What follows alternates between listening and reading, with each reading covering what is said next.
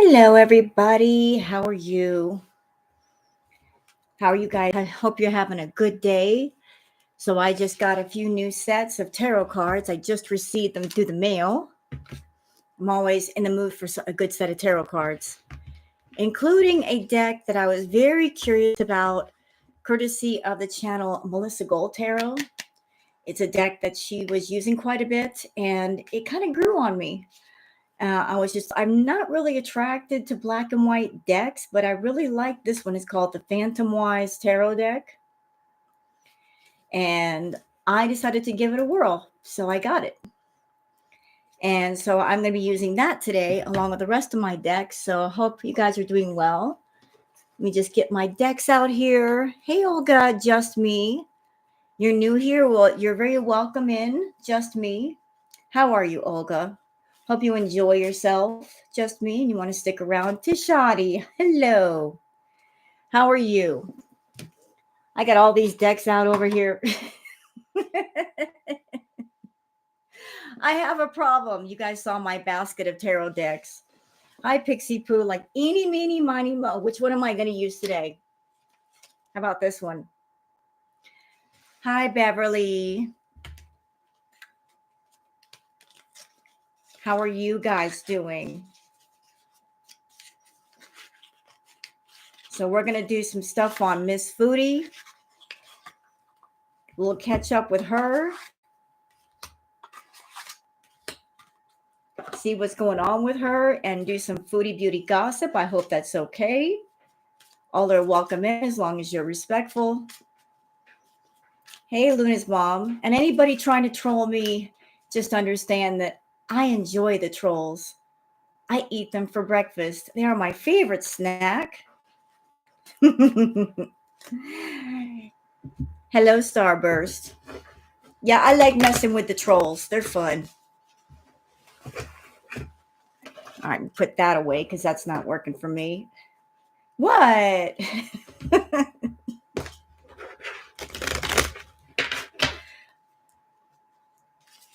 Well, thank you. You know what, just me, if you would like to learn more about tarot and if you're looking for sources of information, there are books you can buy. But if you don't want to buy books, there are tons of helpful tutorial-like videos on YouTube on how to do proper spreads or how to use the decks. Just whatever you want to know, it's on YouTube. You know, you can just gather a bunch of videos together, put them into a playlist, and just watch them at your convenience and learn a lot. Hey, Thunder Rain, Kimberlina. So I would suggest, making a playlist for the helpful tarot videos and just gather them all together. And when you've got the time, just watch them and pick up stuff. Hello, Pumpkins and Leaves.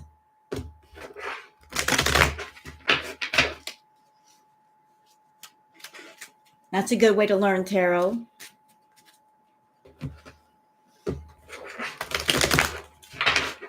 So what do y'all think about everything going on with Miss Foodie? She's doing the most, I think, but at the same time, she's not.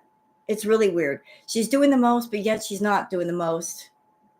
She's rather boring. And she knows she's boring. Yeah, she's vile.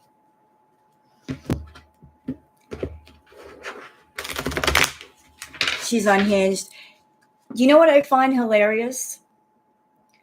What I find hilarious is that NBC contacted Amberlynn Reid. And Chantal's claiming that somebody from NBC contacted her. And they're both excited about that because they're taking it from the angle of, oh, I've made it. There's going to be more eyes upon me. My channel's going to grow. If you were two people on YouTube monetizing food addiction, would you want people looking at you? Would you want people looking at you, paying attention to you? I know, rule 1, Chantal lies. I totally get that. So Amber is excited that NBC is contacting her. Chantal wants NBC to contact her, But if you were rule breakers on YouTube and you're straight up breaking TOS and you're glorifying food issues and you're monetizing them, would you want the whole world to really know? I wouldn't want people to know, because what that will lead to is, if whoever it is that's looking at Amber and looking at Chantal, they're going to find out about Girl World. And Girl World has all the receipts. So if anybody on that side contacts somebody in Girl World, hey, Patty, somebody in Girl World's going to say, oh, by the way, did you know this, and this? And they're going to show them all kinds of video clips or say, hey, just look at my channel. And they're going to find all kinds of stuff out. And then what that will lead to, what it could lead to, is pressure being placed on YouTube, and YouTube saying, oh, we care, and then canceling both girls. You know what I mean? Hey, Cake Pondu. Oh, hello, Gooserian. Came over from Sin and Sass. Very nice, very nice. But I'm just saying, they think it's a good thing that NBC's looking at them. No, that's not good. You don't want national attention, because YouTube is a company and they don't like scrutiny. They don't want a bad reputation. They don't want bad press. And so if there is bad press, they will do what they have to do to clean it up. Hello, Sunshine Country Chickens. So like, YouTube might cancel both girls and say, we care. We are family friendly, and that's why advertisers trust us. And we didn't know about this, but now that we know, we're taking care of it. But it could happen, you know? It could happen. I would be scared if I were both of them. It's like, ooh, you were flying under the radar, and now you're not. Now you're not. Now you're on the radar. Hello, Flurry Fleur. Thank you, Gustarian. And I know, did you take that name from Baldur's Gate, Astarion, instead of Gustarian? You got Gustarian. Darling, your name is just fabulous. Do you know there's actually a mod out for Stardew Valley where you can marry Astarion? I just found that out yesterday. I'm like, that's hilarious. Baldur's Gate and Stardew Valley. Great combination. Yes, please put Astarion in the game. Make an NPC that you can marry.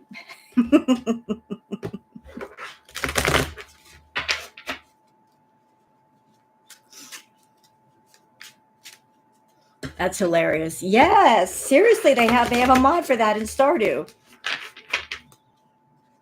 Wait until they come across Cuba Rage. I know.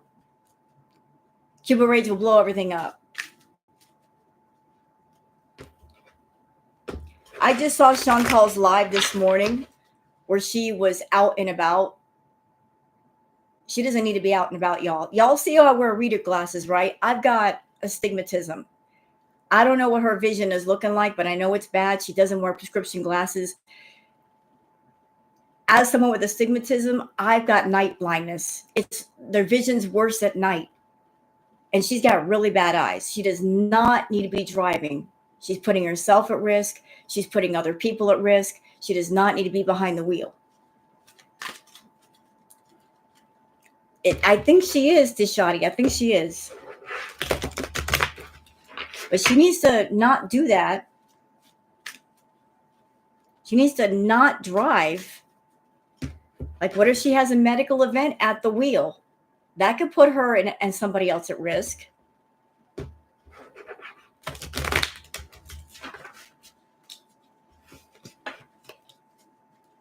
That BBJ saga will be dangerous too. Like, there's so many things that news companies could pick up and report on. It would blow up in their face.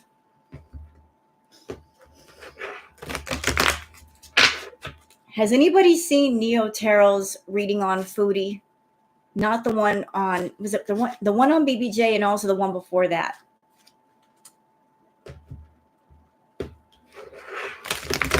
I have a theory. I could be completely wrong, but Neo Tarot mentioned somebody of authority. So here's what I feel like this could be the thing that could drive her out of Kuwait.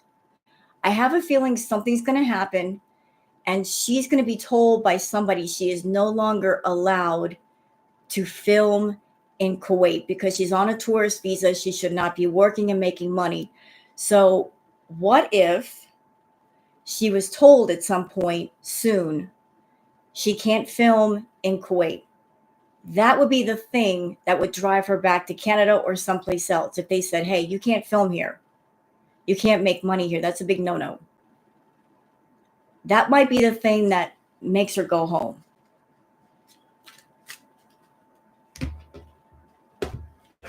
If somebody said you can't make money in our country and she needs the money, she can't stay there.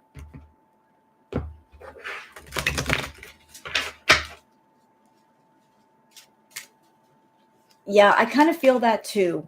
I feel like whatever's going on, her time in Kuwait, it's y'all, we're seeing the end chapter of her time in Kuwait. Y'all do y'all get that feeling too? Do y'all get that feeling that we're not going to see another 6 months in Kuwait?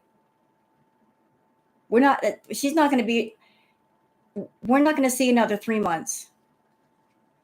Like something's going to happen and it's done and it's over with. Like this, the time is coming up. Hello, Blondie. And if you guys would like to like the stream, please do. You don't have to. This, like just do what you want to do. Like power to the people. Do what you like. Do what you like. Get it fine, filming and working on it, and she'll run to Bangkok. You think so, Britt? You think so? I keep getting I keep thinking, what would drive Foodie out of Kuwait if they told her she couldn't film there anymore? Thanos.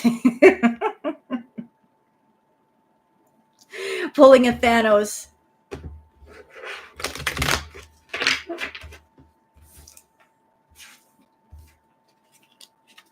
Shit's gonna hit the fan soon. You know what? Girl world, let me tell you something, girl world. Yes or no, have we been patient with all this boring shit? Have we not been patient? We have been very patient. 3 years of boring content. 3 freaking years.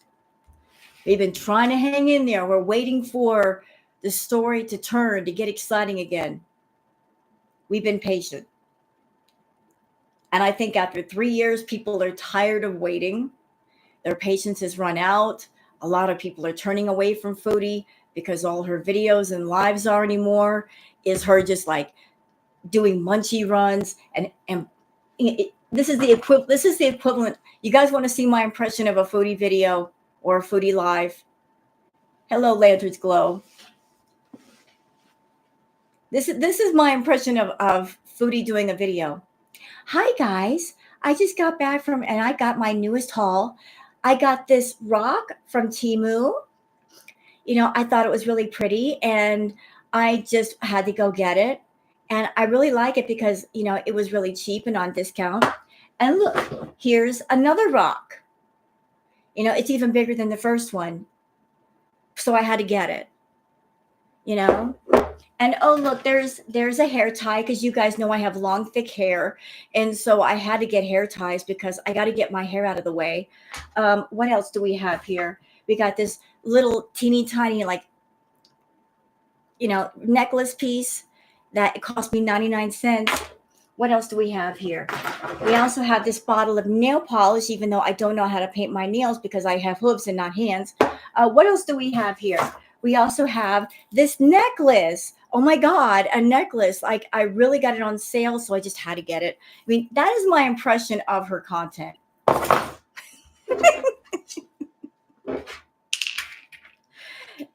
Oh my God, was that accurate or what? She's going to get so pissed at me for doing that. But seriously, I'm just mirroring back what she's shown us. That, yes? Yes or no? Yes? Is that accurate? I mean, it's just like a really bad version of show and tell. A really bad version of show and tell. Show and tell in school is usually interesting. Hers, not so much. Let me go to the 99-cent store and buy $5 of crap and then come online with that $5 of crap and show it on a video because I'm hoping that $5 that I spent on all this crap is going to make me $100 on a video. That's her idea of content.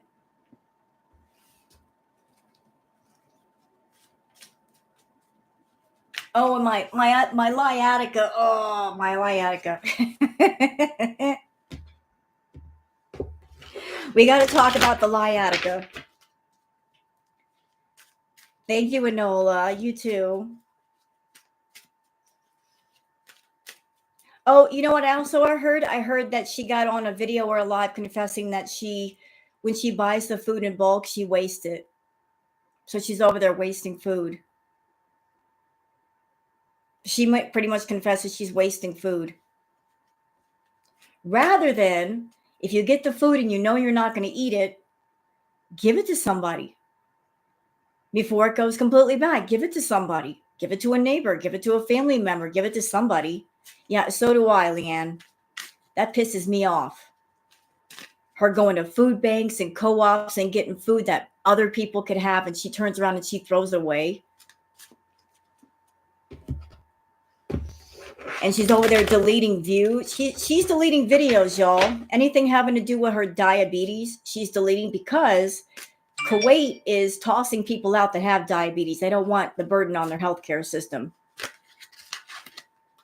It's from the food bank. She didn't know it was in the bags.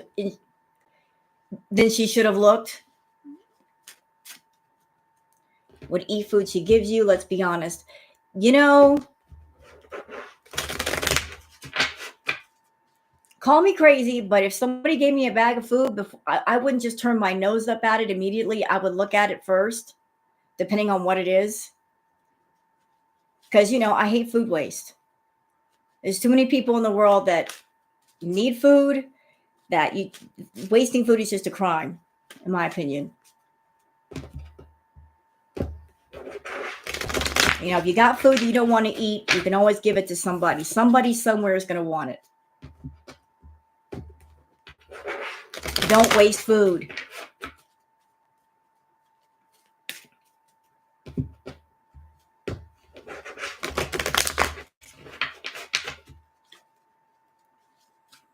Right, Enola. All right, so we're going to get into the foodie stuff. Y'all ready? Before we get started, there's a lot of people in here. There's a lot of people in here. Hey, Daniel. I know Foodie's going to be watching this either now or later. She might even be lurking in here. Hi, Foodie. Fuck you. So, those of you that are in my room, she's under the impression, y'all, that if she gets rid of all the reaction channels and the clip channels, hi, Smee's big problem. Chantal's under the impression that if she gets rid of all the clip channels and reaction channels and archive channels, that you guys will go and watch her. What do you say to that? Put your answers in the chat, like yes or no. Would you watch Foodie if we were gone? If all the clip channels and reactors were not around, would you watch her? Tell her. Look, Foodie, look. They're telling you. Look. So getting rid of us wouldn't make a difference in your views. Look, the people are speaking. Do you see this? I'm not telling them what to say. They can say what they want. They can say what they want to say. They can do what they want to do. I don't control them. The reaction channels don't control the people. They control themselves. But the people are talking. Look at them. They're speaking up. So this going out to the reactors the way you have, dumb. It's really stupid. And what do y'all think of her current content? If you don't like it, throw tomatoes. Let her know. Her content sucks. Throw those fucking tomatoes at her. she gets triggered by tomatoes.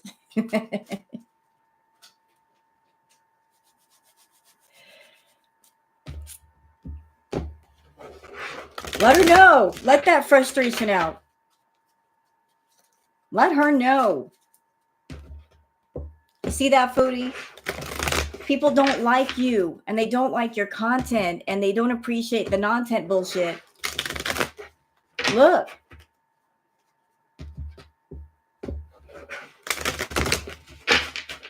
Look at that. My chat is speaking to you. And it's not because you're fat. And that's another thing. She claims that we're all fat. Y'all can see me. Do I look fat? Not that it matters. Because you can be 500 pounds and be a reactor because you're just sitting on your butt reacting. You're not walking on a catwalk. Do I look fat, Foodie? Do I look fat? Do I look fat? I'm not fat. But even if there are bigger reactors than me, they're reacting. They're not walking a catwalk. It don't matter. That butt is fat. Yeah, that's true. That's true. Hello, Mrs. Zio2.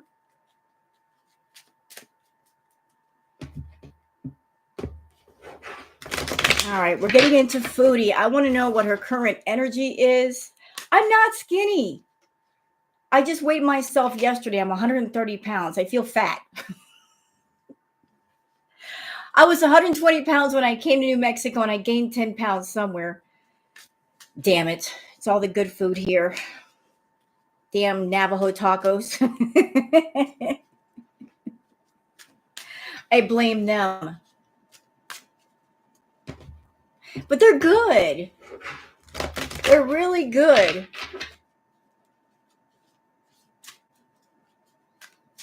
They're really good, too. Y'all ought to try them.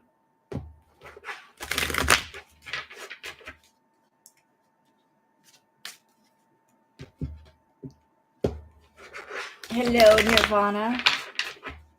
That's right, Neon. You tell them. You're a big girl, but you can move. I'll tell you what, I have seen some big women and some big men. They are queens. They are kings. They're funny. They're wonderful. They're intelligent. They got sass. Comedians, some of them. A king or a queen is not defined by their body shape. It's what defines them is their presence. A queen does not have to tell anybody that they're a queen. People just know. Same thing for a king. Whatever you are, you don't have to announce yourself. Your energy will do it for you.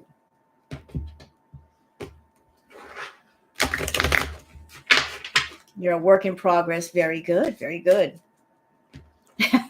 You're a fatty. Hey, you know what? It's all good.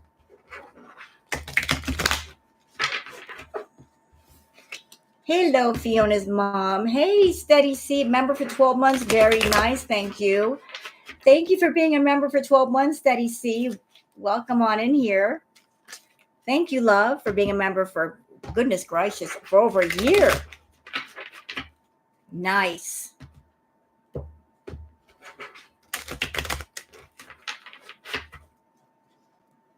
All right. Are we ready? My cards aren't ready because they're all messed up. All right. What do we got? Booger, can I help you? You want to get up here. You want to say hi to everybody real quick? Come here. All right. Before I get started, Baby girl want to jump up here and say hi. Y'all want to see Miss Booger? Get the baby. Look at it. She likes the nails. She likes my long nails. Get the baby. Here we go.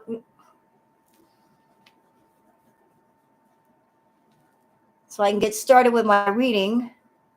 This is the boogers. Uh-oh. We're going to do the cradle thing. Hold on. I can feel it coming. Want to curl up? Want to curl up? Come here. Oh. Here we go. Yes. Okay. We're gonna have to delay this for just a minute. This booger, get up here, and she's drooling because she's happy. How are you guys doing? Yeah, boogers. Booger time. She needs loving. Yes, she does, a baby. It's a baby.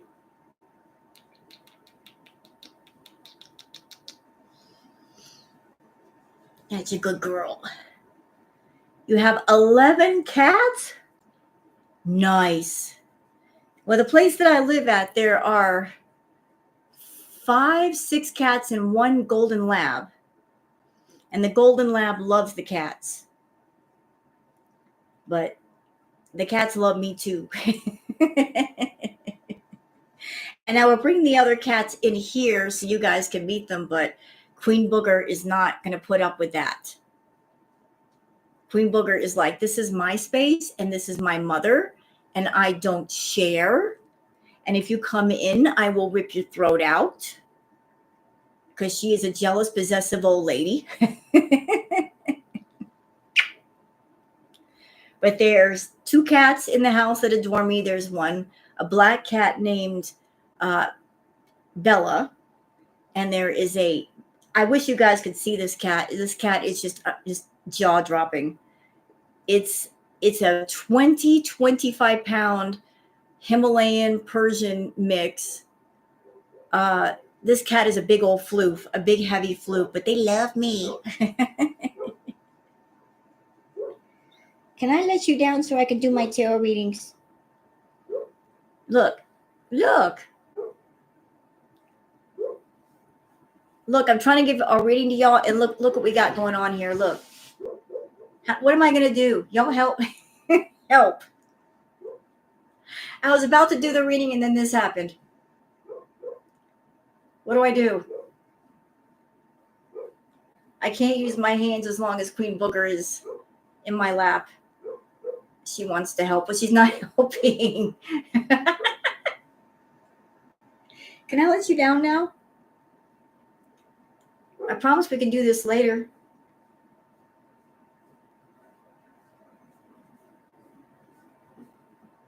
I've been kidded. You want to get down? She hears the dog. Okay. Okay, back to now. I got cat hair in my face. All right, let's get on to this. What is Foodie's current energy? Sorry about that, y'all. But a kitty break was required. There was no way around it. You know how that goes if you got a cat. It's their world and we just pay the rent. You know, we're the human servants that bring the food and clean out the litter box. They are master manipulators.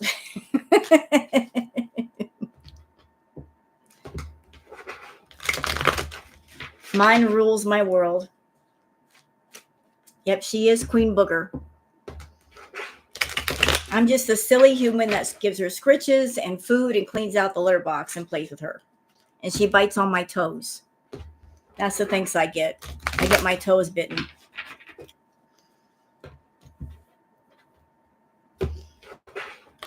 All right, so what's going on with you, Chantal? What is your current energy? Okay, y'all are telling me about a dog in our newest video. I haven't seen all of it yet, so I don't know what y'all are talking about, but I trust your word. And I have had a few I don't want to say they're complaints. I've had people leave comments saying that, like, when I do the Twitter updates and showing pictures of Julia's wound, it's very distressing. So I just want to let y'all know, I understand how you feel. I don't like seeing that stuff either. I can see how it stresses everybody out. So no more pictures of that, because that is a bit much. So I apologize if I upset anybody, including that with the Twitter feed stuff.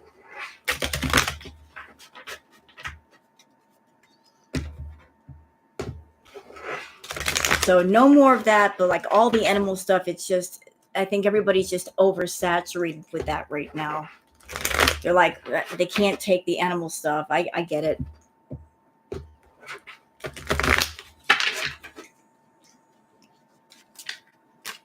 Are you serious? Is real mad with her about the dog. I bet.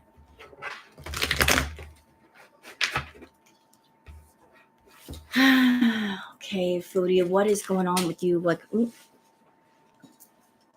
well, you came out. Okay.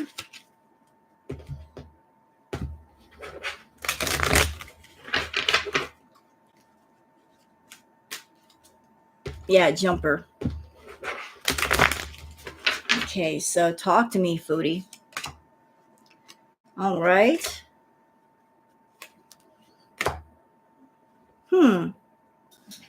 Well, we're starting out with the 10 of Cups. Then we've got the Ace of Wands. And we've also got the 6 of Pentacles. Okay, I want to expand on that 6 of Pentacles.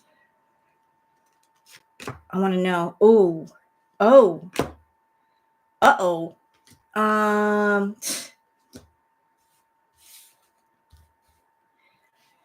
Okay, Foodie, what are you trying to do?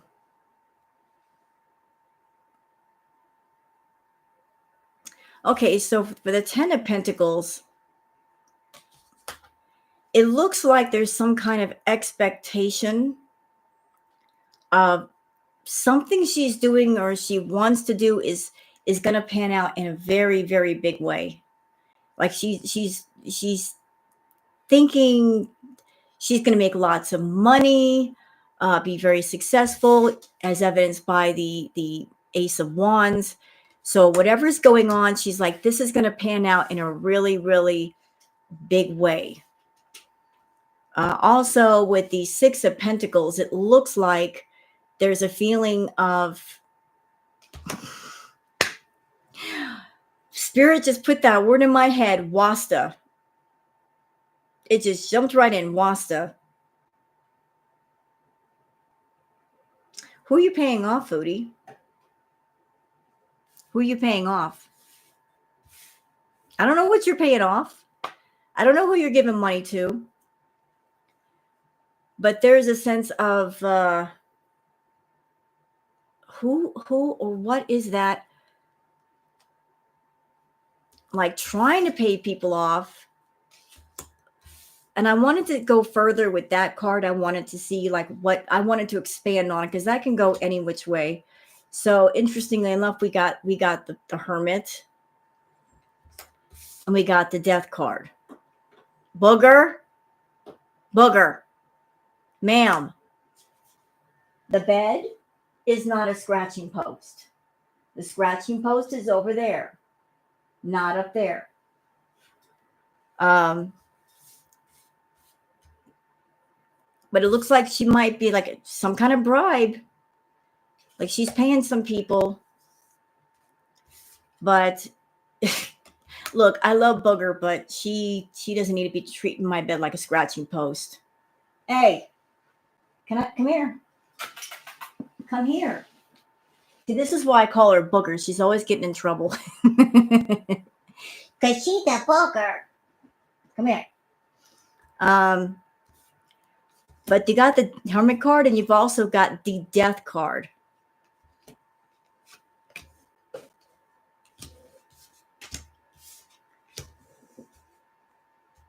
And I did a private reading for Chantal offline.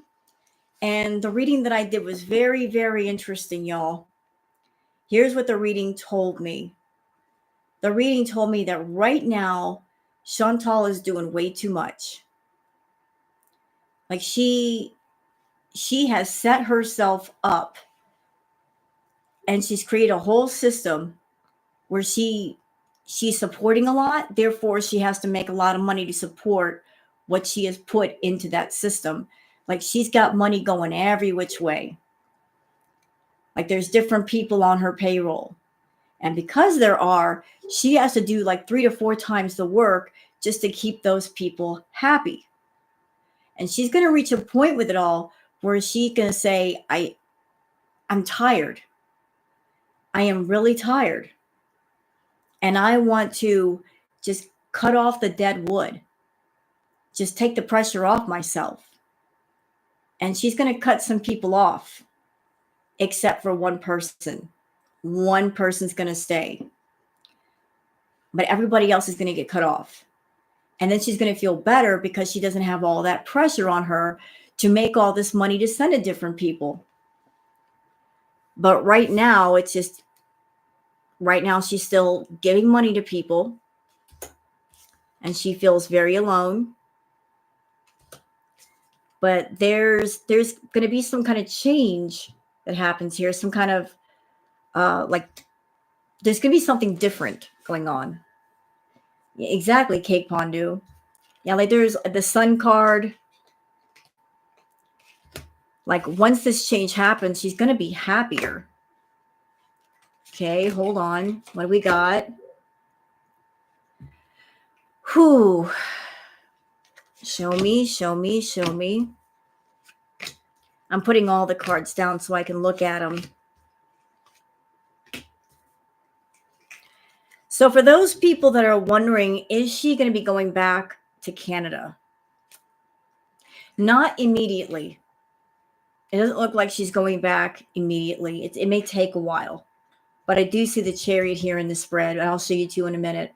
The cards before that are the Page of Pentacles. We've also got the Ace of Cups. And we've got the Seven of Pentacles.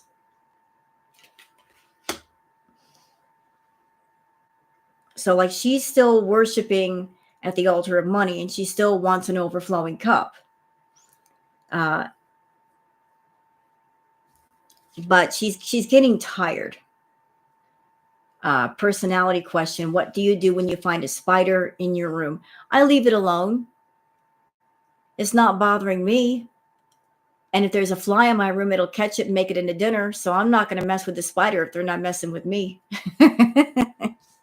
They got a job to do. And they do a good job at it. So as long as they stay on their web, we're good. Like you're not paying rent, but as long as you're not bothering me, I'm not going to mess with you. So we got the Two of Swords.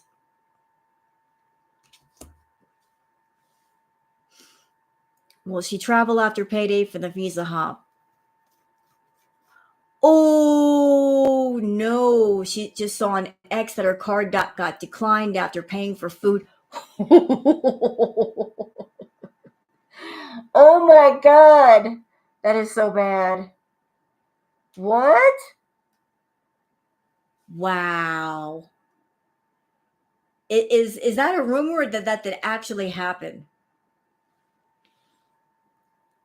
Like what? Where did you see that? I'm going to have to go look up that tweet. That's funny. That's funny. And y'all, here's what's crazy. She just got paid not long, like, what was it? She got paid on the 21st, 22nd. So that would be like 11, 12 days ago.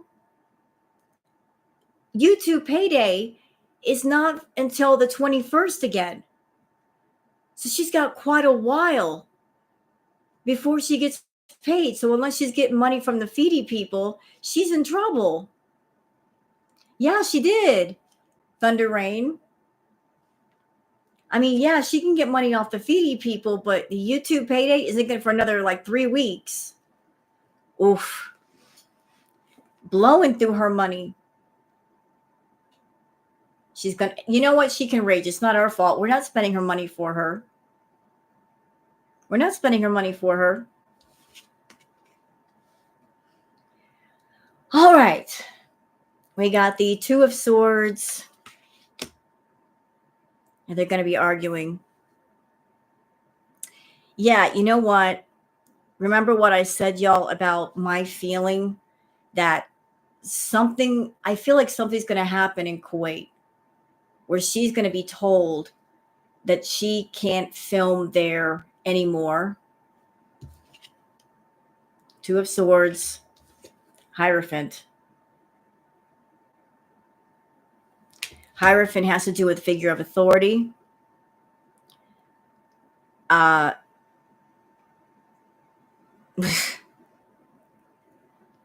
So, like, I don't know if she's going to jail.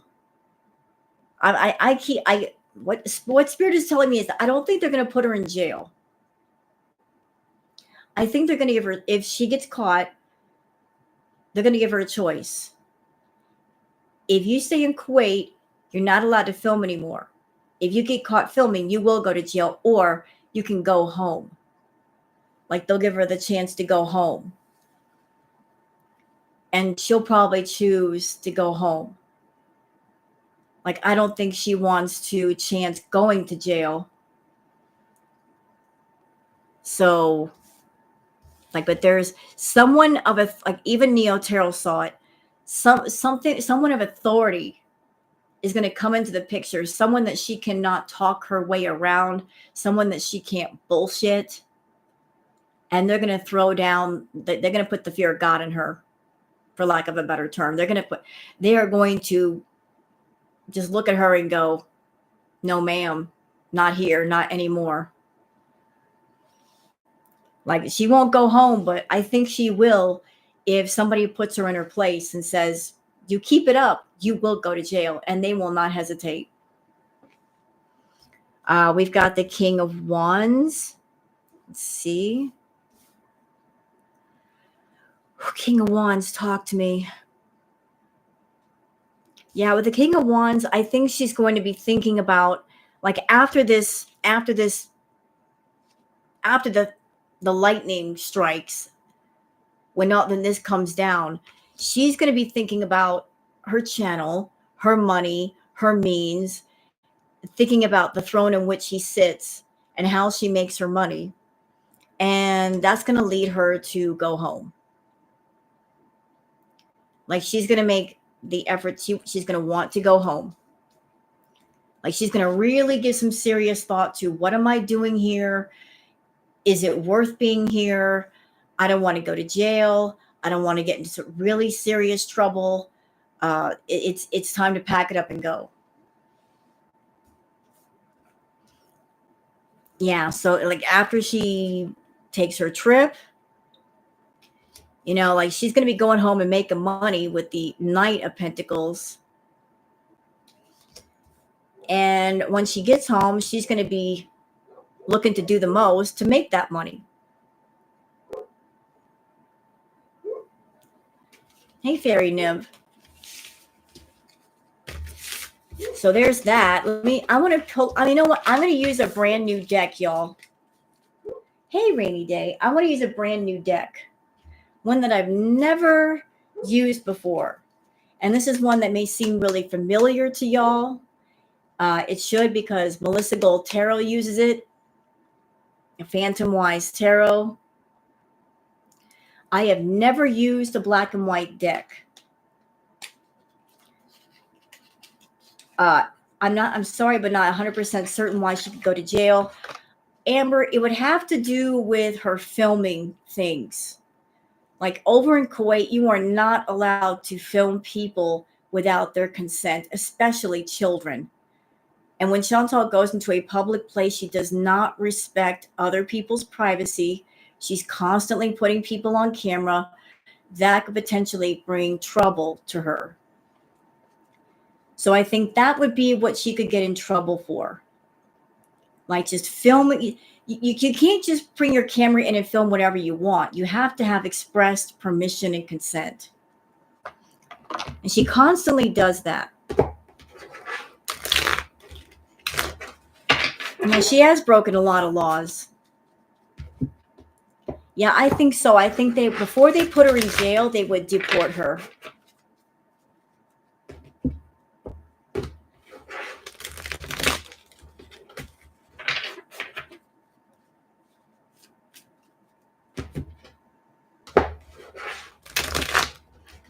But I wanted to try to work with this deck, the Phantom Wise Tarot. Okay, Neon Light, you have a safe ride home. Yep. Hi, Sock Puppet. I remember her filming those oil fields.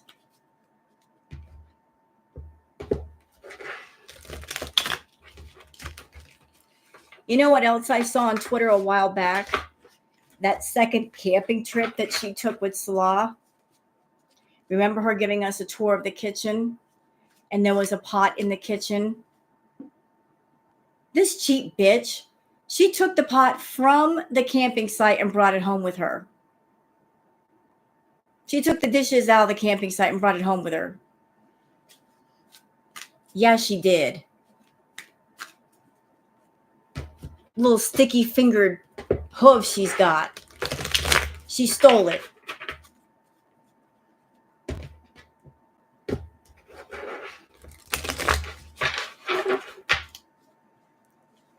She took. Go back to when the camping videos that she did with Salah, like I think part 1 or part 2, she's doing she's opening the cabinets and she's showing the pots and stuff in there, and she's the same pot in the mukbang afterwards.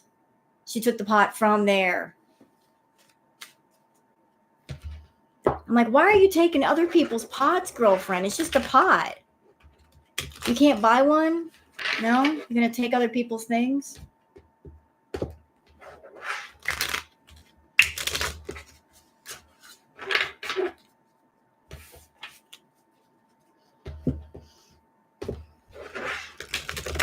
All right, so we're gonna use this. Oh yeah, she taught. It's, you know what? It's funny how Foodie does not know how to speak the Arabic language, but she knows certain words by heart, like the wasta word. We've never heard of that word. It's funny how she knows that word really, really well.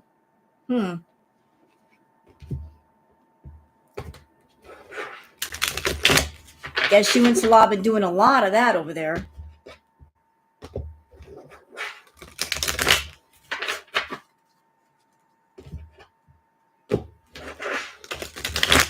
All right, so what do these...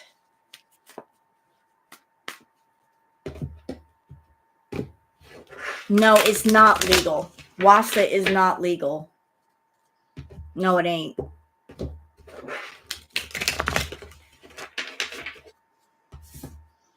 She lies. Rule number 1, Chantal lies.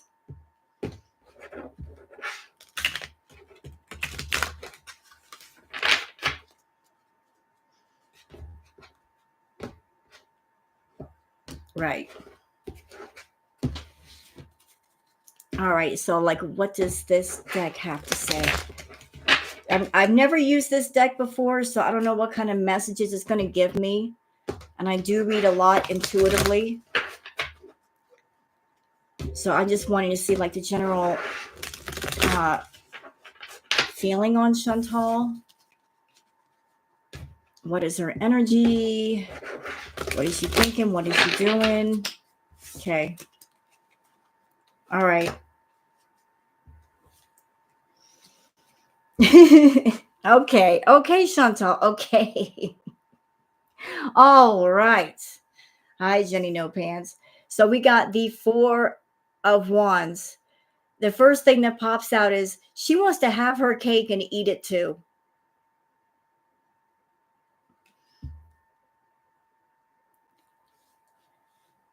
she wants to have her cake and eat it too. Like you see the number 4 is represented on the card.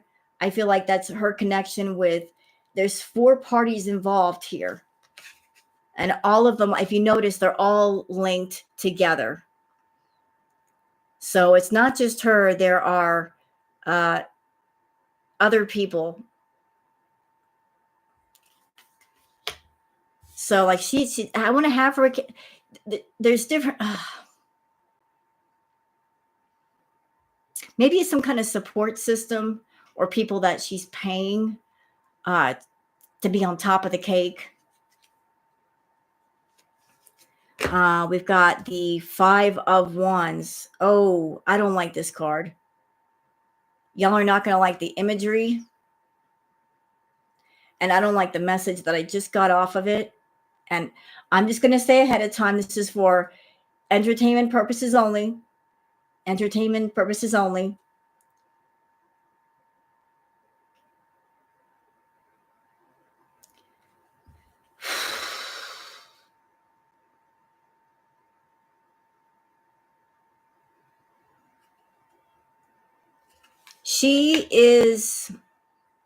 She's enjoying the attention from the cat drama.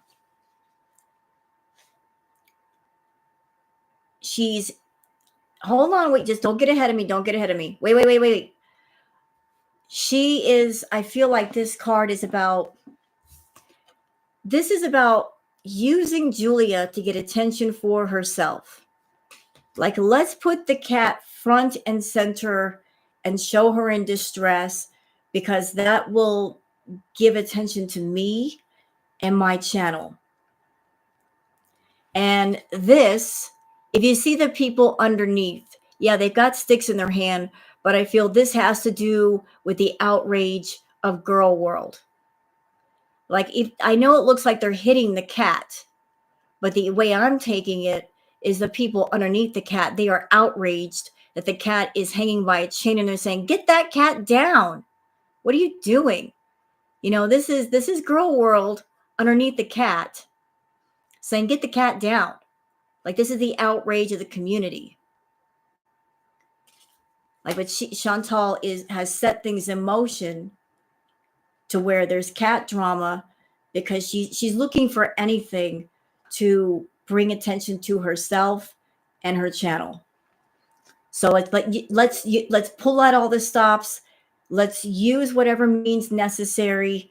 If it means exploiting a cat, then we're going to exploit a cat. If it means exploiting my big toe, and that means 20,000 views, then I'm going to exploit my big toe. Do you get it? Exactly, Kathy. It's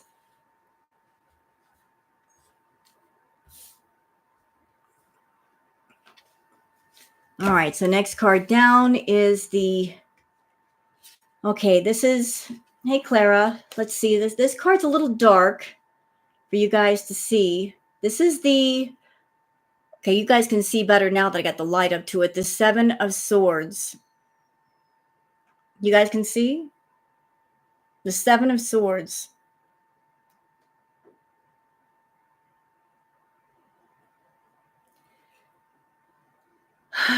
Okay, talk to me. Thank you, Aaron.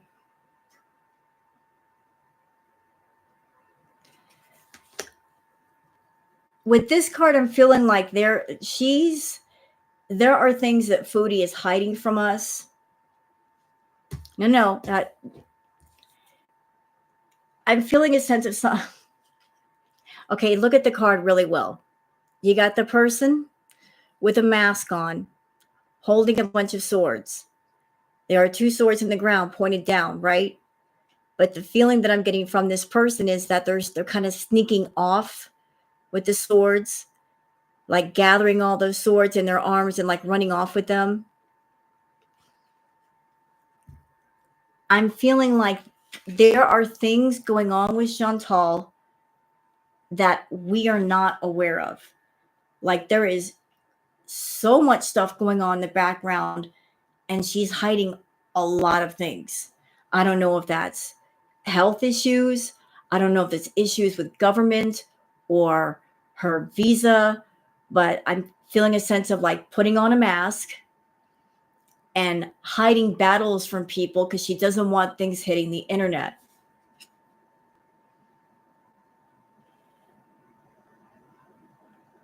So I feel like this has to do with like my inner battles, my outer battles. I'm not going to show them on camera. You guys are going to know about this.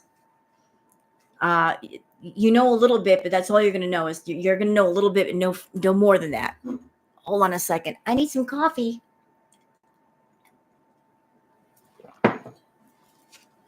All right. Okay, we got the Page of Wands. Again, the images of cats coming up in all of this. You get the Page of Wands. The Page of Wands is,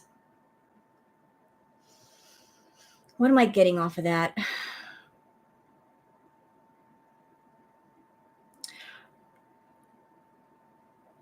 Her wanting to be front and center. The entertainer, front and center. Thank you, Rainy Day. I've been growing them out. These are my real nails. But her being front and center, being the entertainer. Notice that the cats are off to the side. It's almost like the ballerina is pushing the cats to the side. It's like, okay, enough cat drama. I want to be front and center again. Like me. I'm in the center. I want the spotlight on me. I'm not going to share the spotlight with the cat. But like her just trying to maintain a sick balance of I'm going to showcase the cat to get people pissed off. And then once they're pissed off, then I'm going to jump back in the spotlight and take it back for myself and try to profit off of that. Oh, y'all ready? This is my favorite card. And any tarot deck is my favorite card. Uh-oh. This is my favorite card. This is the fuck around, find out card. That's why it's my favorite card. The Tower. This is the FAFO card.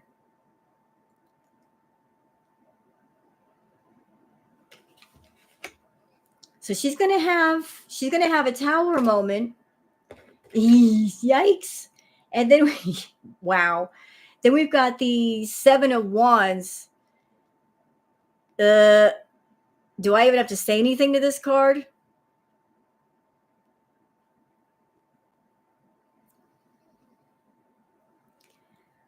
I keep hearing a word in my mind. When this happens, she is going to be faced with something, and she's going to be trying to pivot out of the corner. Like that's what she does. She pivots out of corners. She puts herself in. Like I feel like this is a woman like trying to gracefully dance her way out of a corner.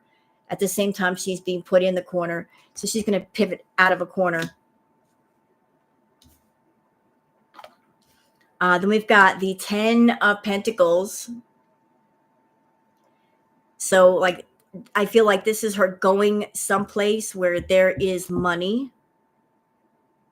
Like, as you can see, there's a house. Okay, tell me about that castle. Yeah, like she's going to be focused on the money again. Didn't I just say that though? In the last deck said that too.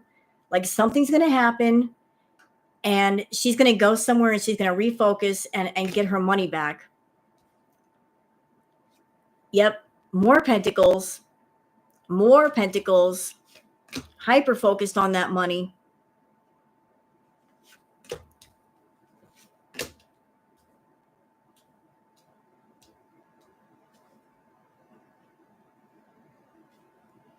Then we've got the Knight of Pentacles. I don't know, who is this? Who is the Knight of Pentacles? I need clarification. Huh.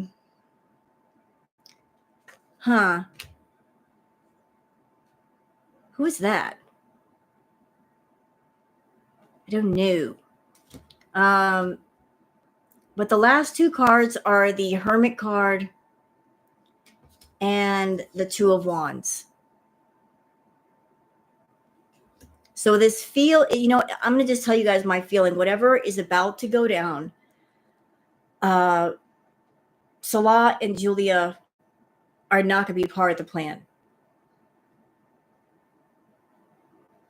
So I really hope that Julia goes to a better place. That's all I'm going to say. If something happens and Chantal cannot be in Kuwait anymore, then I hope that Julia goes to somebody that will love her, take care of her, do right by her.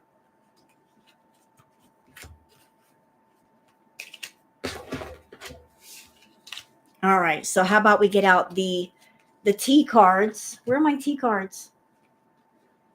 Yeah, what's going on with the tea? What's going on with her and tall pinks? What's going on with those two?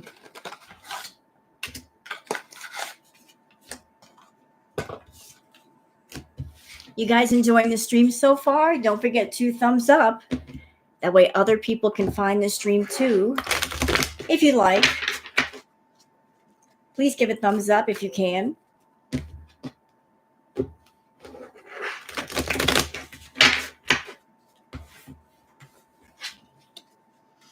All right. So what's going on with her and Tall Pete? What is the energy between those two? There's a lot of arguing and fighting. There's a lot. More than usual. They're fighting over money. They're fighting over money.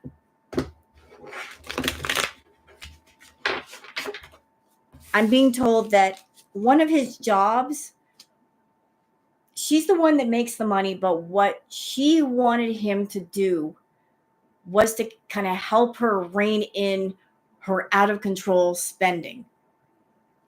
But yet he can't because she makes the money. Like when she wants something, she's going to override what he says. But I hear them arguing of Chantal, like you've gone way over budget. Like, what are you doing? And her saying, I can make more money. Don't worry. Don't worry about it. It's my money. But like he's frustrated because she goes way over budget. Like she's always spending way too much.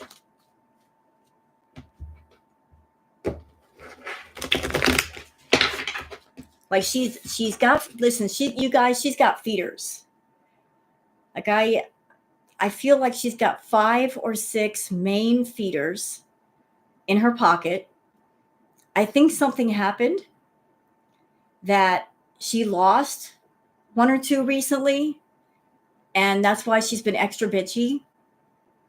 Maybe it had to do with her attitude, but she's lost 1, and that's made her extra mean, but she still has some.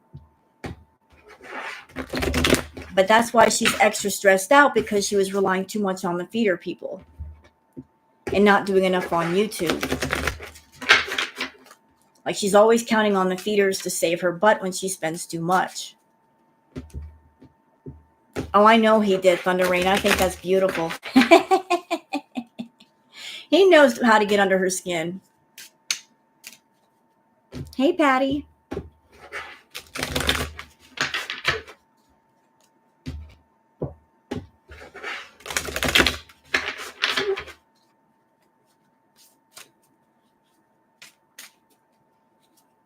And since I know that Chantal likes to watch my streams, I would like to ask you guys a question, if you don't mind. So if something happened to Chantal's channel and her channel was completely yeeted, would you be upset? If that's how the story ended, would you be upset? I wouldn't be upset.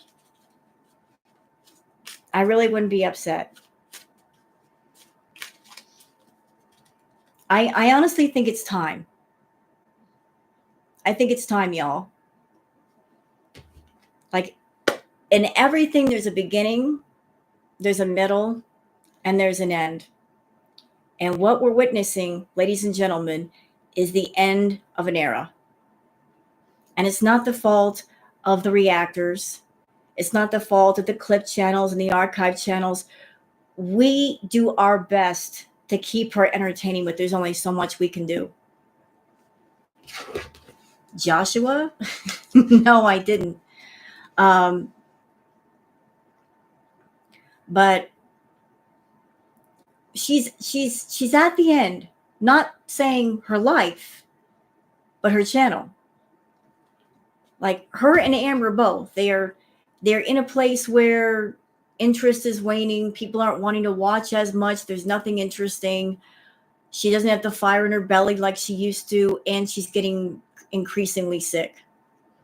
And she can't keep up what she's doing.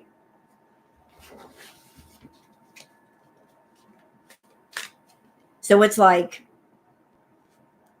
if YouTube canceled her channel, that might save her life.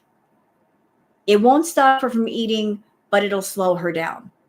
And she won't have that motivation to get on camera and use it for entertainment, you know? So I would be okay with her channel being taken away from her. As far as I'm concerned, she's a danger to herself, and she's a danger to other people being on YouTube, danger to other people, because by her being on YouTube and doing this self-harm content, she's potentially triggering other people who have eating disorders. And there's no telling how many people she's already triggered. So it'd be best for her and others for her channel to just quietly go away. So what do you guys think? I would not be upset at all.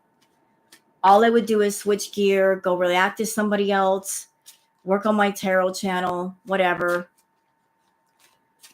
You know, like she wants us to watch her demise. And I'm sorry. I don't like Foodie, but I don't want to see her have a heart attack or a stroke on live. I'm not that morbid. I don't want to see that. I don't think you guys want to see that. It's just, I don't want to see it. She may want that to happen, but I don't want it to happen. So YouTube can just take the channel and it would be, we'd all breathe a sigh of relief. You know?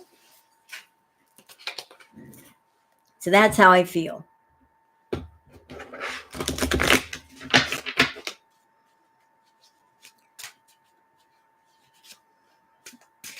You know, we're at the end of the play, and it's time for her to just bow, do a curtsy, and get off stage.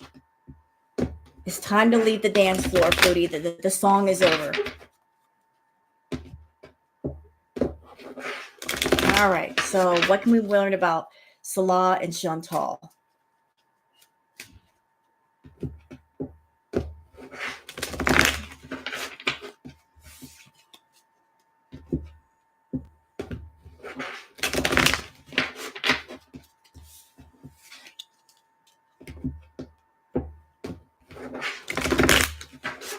All right. What do you want to tell us? What is the energy between them? Ooh. Okay. Trash, rejection, taking out the trash, kicked to the curb. Oh, no. Oh, my. So something happened, and something happened. Something happened, y'all. I knew it. I knew it.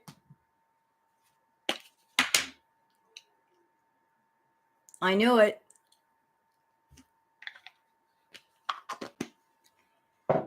Like it's over. We know it's over. We know. All right. We also, and maybe this is why. Penny pinching, financial struggles, saving up, budgeting. You know, Foodie's a bit of a miser. She's cheap. Maybe that's the reason why it's over. She's being rejected, is that she's just being really, really cheap and blowing your budget at the same time too. It's just, like if they have some sort of financial agreement, decline. I can't wait to react to that. Who put that on Twitter? Who put it on Twitter? Sock puppet, tell me. Who's the Twitter peep that put it on Twitter? I need to know. I'm gonna have to go look that up. But what, was she in a drive-through and she got her card declined? How embarrassing, bro. How embarrassing. Oh God. I can't wait. All right, so so the next card down is backtracking, regression, revisiting the past, going back on something. I need to expand on that. Ooh. Okay. Now I've gotten yelled at for saying this, but it's what I feel. Okay, this is just my feeling. It's not anybody else's. I feel Foodie, she's holding on to some hope to recapture the magic that she had back in Canada. And that's what this card is about. Regression, revisiting the past, going back on something.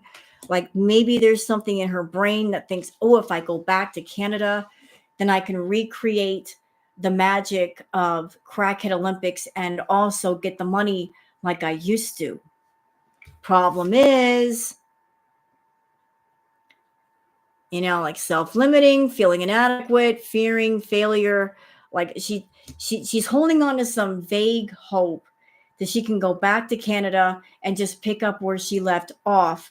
But she's also afraid, what happens if I try to do that and I fall on my face? Because there's always a chance she's going to fall on her face. She's always counted on people to save her from herself. But what if there's no one there? And that's part of the reason why she stayed in Kuwait so long, is that like she doesn't do best laid plans. She doesn't do her homework and cover all the bases. She does very flimsy plans, and then half the time they screw up. So there's a sense of wanting to revisit the past, at the same time knowing that's a bad idea and it's not solid. At the same, she's over there. She's skirting. She's quick getaway. The runner, escaping from what? Talk to me. Oh shit. Oh shit. So I just wanted to expand. What does this mean? Quick getaway, the runner, escaping, and then this came up. So, Foodie, you might want to be very careful with your health, dear. You might want to be very careful with your health. Like I don't know. This doesn't look like the police to me. It looks like an ambulance. That looks like an ambulance. You might want to be very careful with your health. Okay, let's see. What else we got going over here?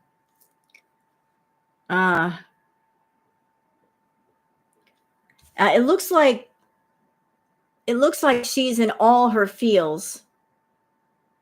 Like she's talking to somebody. Like I feel this has to do with, like, Foodie's she likes to be up at night. So she's spending time talking to somebody at night. Like maybe she's got a client that she talks to at night. Maybe she's got a friend or Natter or somebody, but like she's been spending her nights talking to somebody. Like she's all in her feels about that. But somebody's getting ready to spill the beans. Somebody is getting ready to spill those beans. And not the coffee beans, the other beans. This is her, like, make-believe, fantasy, feeding into illusions, disappointment, like her living in Delulu land. But somebody's gonna be putting her on blast. Someone is like, Neo saw this too. Someone's gonna be putting her on blast, outing all her business. But there's like she's feeling somebody, fuego, like chemistry, intense passion. Things are heating up. Hung up, fixated, obsessive attachment, focusing in. Yeah, this feels like Natter. Like she might be talking to him, but who's digging? Who is digging? Somebody's digging and somebody's trolling.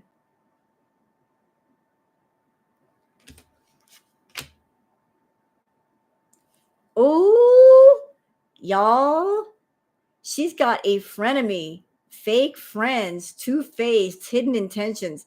There is somebody around Foodie who is not a friend. Looks like she's got a frenemy. There is somebody around Foodie that they're essentially a mole. They are messy. They might be the ones to drop the dime.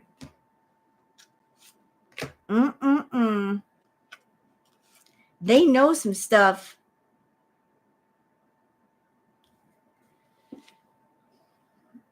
Some about to steal her man again. Well, they wouldn't be stealing much, but I get what you're saying. Yeah, she's. Who are you focused on, Foodie? What is going on with you? But Foodie is a cheese, sleeping princess, unmotivated, procrastinating, putting things off. Like she's always sleep. You know what? It's not just her sleeping and not paying attention when it comes to work.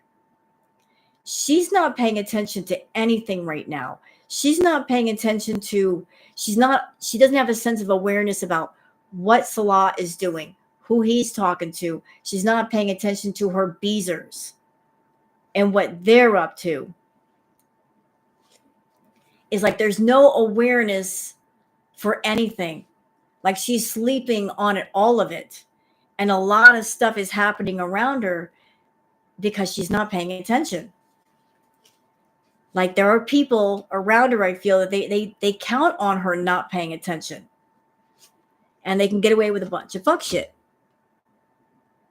And she's all into the flexing. Look at the kitty. Look at that kitty with the chain.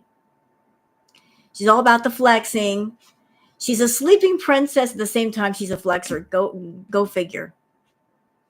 But she's got mixed emotions, unclear feelings, wishy-washy. Like her heart's in a fog and she just keeps it that way. She's always talking about lift off, fast action, progression forward. The wait is over. Like this is her way of thinking. Oh, like I can just do anything, but yet nothing gets done. Nothing gets done. And she's salty, feeling wrong, bitter, and dramatic jealousy. Hi, Foodie. Yeah, it keeps going back around to this. She is talking to somebody. She's talking, telling you she's talking to somebody. But it looks like Foodie, it looks like you got a frenemy around you, girl. You got a frenemy around you that they're trolling you and they're gathering information and they're going to start telling all your business. And that's fine by me. So should I do a reading on Mr. Salty Man himself, Mr. Salah? Should I do one on Salah?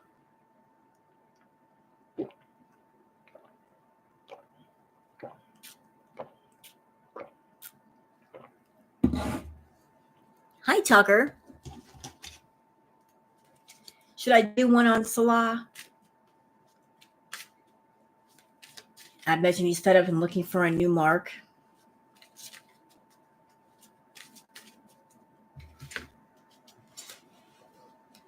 Hey, Tucker. Let me see what's going on with Mr. Salah. You know, forget Foodie for a minute. I know she's mad. What about me? I just did a reading on you. You sit down. I just did a reading on you, Foodie.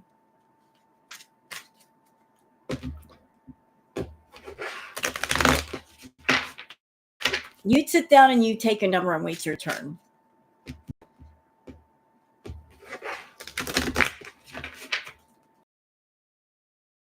So it feels like there's somebody around Foodie. She or he is not a friend.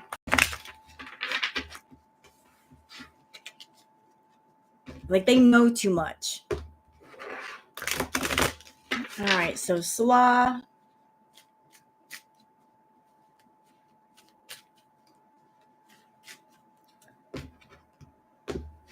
What are his thoughts? What's going on with him? He's tired. I keep feeling he's tired. Salah's tired. He's tired of her.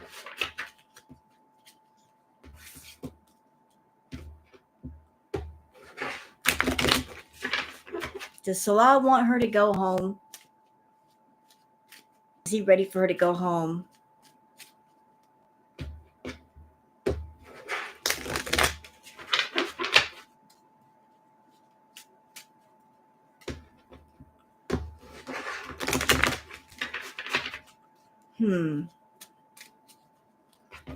What is the feeling on Salah? Are you guys enjoying the readings tonight?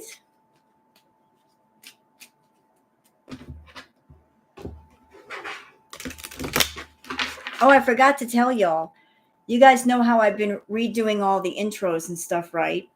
Well, since I love cats, I made a little cat intro because, you know, it's my channel and why not? Why not? I can do what I want.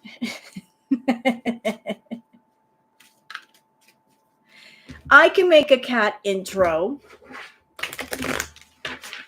with a bunch of pretty kitties.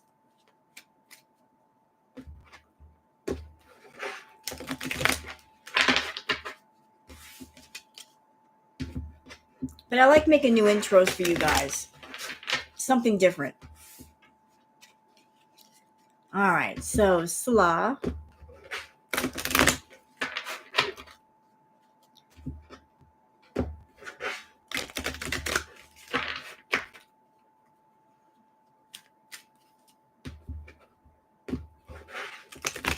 All right, Salah. You want to talk to me, sir? Something you'd like to say?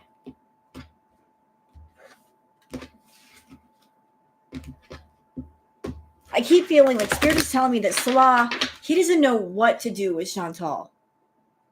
He doesn't know what to do with her. Like I keep feeling a sense of he does not know what to do with her. He's like, I just, you know, that's his energy with her. Like he's frustrated and he's like, I don't know. I don't know what to do with her. He's totally just like, he's afraid to just, he wants to walk away. He doesn't know what to do.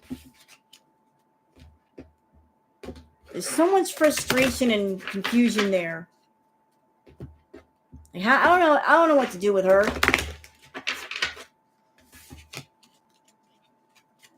He has no clue.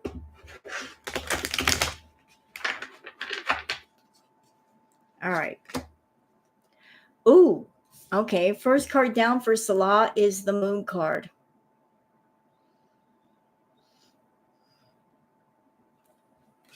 Hey, Marianne. So, oh my. So we got the Moon card. And I'm feeling like they see the two, looks like there's two buildings and the moon in between. I feel like that is two separate houses.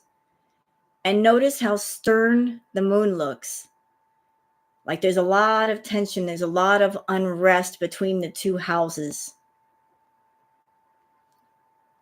A lot of unrest. Like he and Chantal are not standing united in things. They are very much divided. Like, hey Zuli, there's a lot of tension there.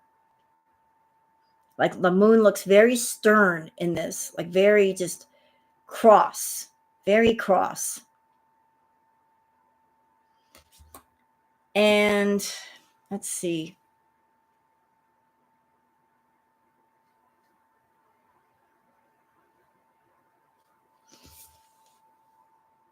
And I feel like the dog, the scorpion, the jackal, in a non-disrespectful way, I feel like that has to do with people that he knows. Like they're all like the animals are looking up at the moon, trying to communicate with the moon, and the moon is just not hearing. You just want to hear. But Callie.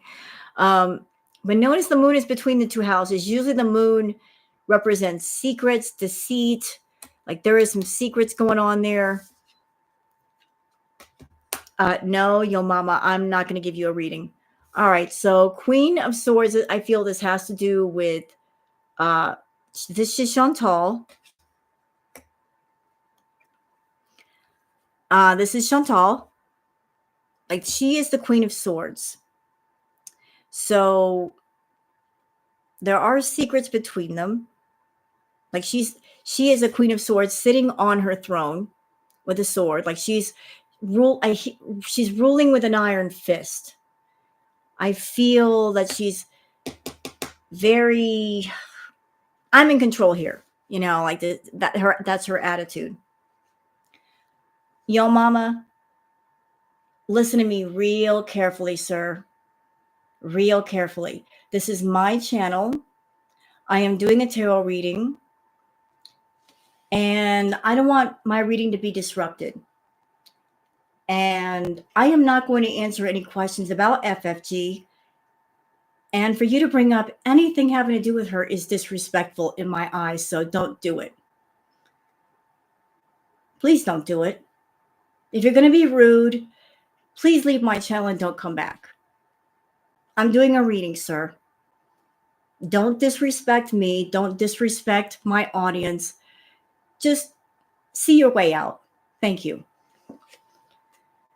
Okay, so moving on, y'all. We have let's see, we've got the Seven of Wands. We got the Seven of Wands, y'all. Here is the card. So it looks like there's a lot of things that he's battling when it comes to Chantal. Like there's a lot of struggles there. A lot of struggles. He's having to fight the King of Swords. The problem is, and I'm being told this, the Queen of Swords has a sword. All that he has is a staff. So guess who wins the battle each and every time? Like he comes at her, I've got a staff, and then she comes back at him with, I've got a sword. So guess who wins those battles? The Queen of Swords. You know, it's like just she's a little bit stronger than him as far as the argument. Like she wins the arguments. But there's a lot of frustration. Or exactly, Lori. So we also have the Eight of Cups. I think he's having thoughts about walking away from Chantal. Like he's having thoughts. He's very nervous about what he's thinking about, but he's been thinking. Yo mama, what did I say? And no, that was not me that said that. It was another tarot reader. Why do you insist on fucking with me, bro? You know what? You are in here to cause disruption, and I'm not going to stand for it, so bye. Okay. Moving on, because I'm here to do a reading. I'm not here to fight with people. All right. So we've got is it the Eight of Cups? Yeah, it's the Eight of Cups. All right. So the Eight of Cups, he is having thoughts about walking away from Chantal, walking away from the money. He's really considering it.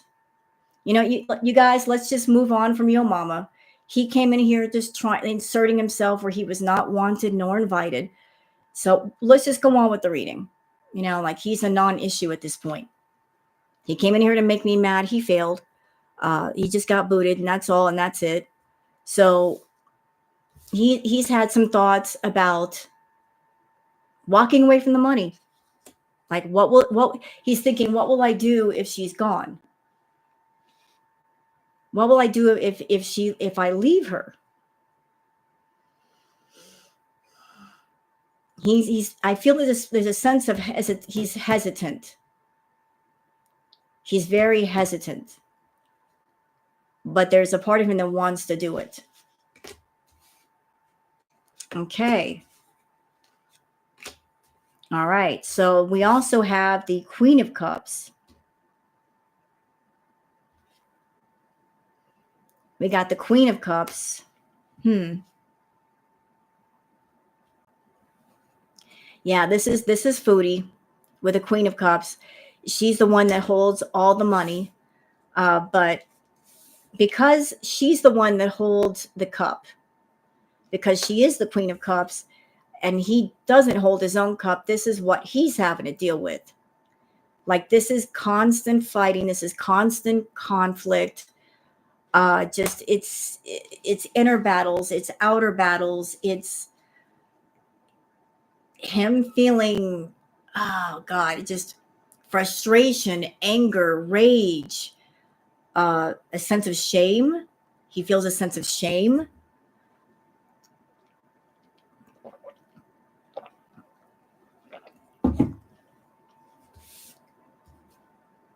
Okay, what else do we have here? We have the, oh, okay. Let me put some of these cards down. I'm going to put all these down so I can take a good look at them, so I can put the deck down itself. You know what? It looks like from these cards I just put down that at some point he is going to walk away from Foodie. Like, or something's going to happen and he's not going to be in the picture anymore. Something is going, we're coming up on the end. Don't know exactly when, but it's coming. We've got the Page of Wands. We've got the Queen of Wands after the Swords card. Huh. Is he talking to somebody? I think he is talking to somebody. There's somebody that he is talking to. Another female. Yep. Definitely. So he's got somebody that he's talking to that he might be having intimate thoughts over, and the wanting to be with that person, but his own greed is trapping him. Hello, Buckle Bunny.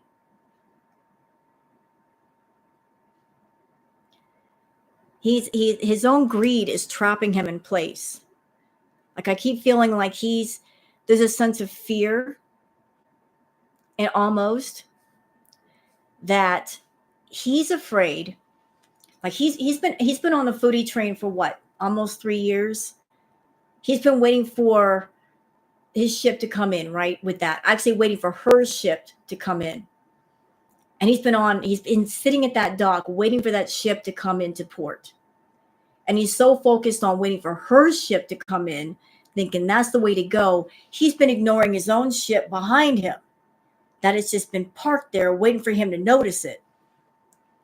But he's afraid that the moment he jumps off her train, that's when she's going to start to make money and he's going to miss out. So he's afraid of letting go. He's afraid of missing out on, if I jump off too soon, that might be a dumb move. I might be jumping off and then she's going to make tons of money and then I'm going to miss out. Does that make sense? It's like fear of missing out. Hi, Irene.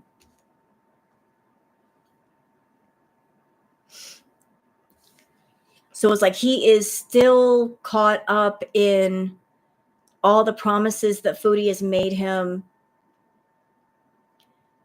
Like just this is all of this is ego. This is ego. Like this, like the crown right here is connected to his ego, the sense of self, the sense of self, like wanting a better home, like the money, sense of self. It's all vanity, pride, ego related, like wanting more than what you have.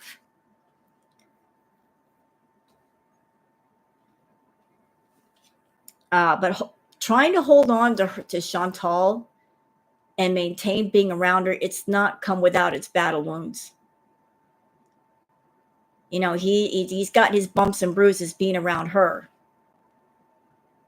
So it's like that little bit that he does have, he's defending it, and but he's looking over it now with a sense of resentment. Like, is it worth it to hold on to all of this? Is the juice worth the squeeze? So he started off in a place a few years ago where he was enthralled with the glamour of it all, like the money, money, money. Oh, I love money and I want nice things and I want a better place. And now, 3 years later, his point of view is, it ain't what it's cracked up to be. Like his view has changed. He's like, man, I don't think I want it anymore. And the price tag is too high. Like he and Chantal, they're going through like a period of famine almost. Like notice that the man has his eyes on the money. Like, where's the money? Where did it go? Where's the money? Like looking at the money. He's got his eyes focused on the money, wondering, when's it going to show up? When's it going to get here? And he feels stuck. He feels absolutely stuck. He doesn't know what to do. He is bound. He feels very bound by the situation that he put himself in.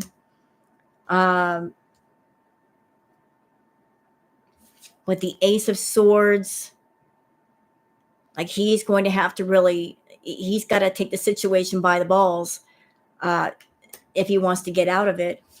And the end result, I keep coming back around to this, is he's going to have to walk away from the money. He's going to have to let go of this fascination with money. He's got to come to the conclusion that some things just aren't worth, like wasting time in life over.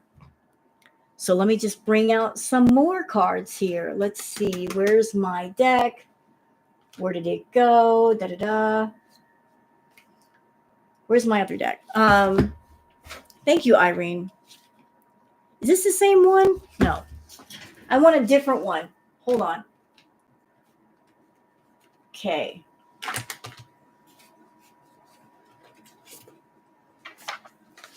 We'll do a different one. Different deck for the T deck for Salah. How does he feel about Chantal? Yeah, if you guys want to give a thumbs up, I'd really appreciate that, y'all. You don't have to if you don't want to.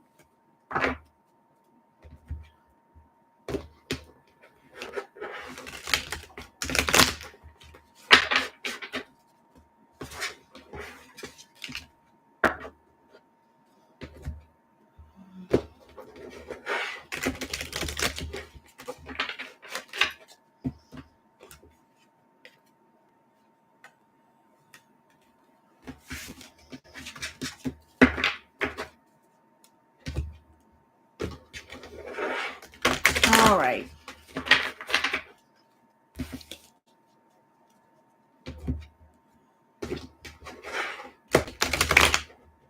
All right. So what's going on between Salah and Chantal? Like, what is his point of view? I'm wondering. Y'all are all quiet in the chat. Are you guys still with me? Or you're falling asleep? You guys okay? I'm not putting you to sleep with all the card shuffling, am I? I know it's very relaxing.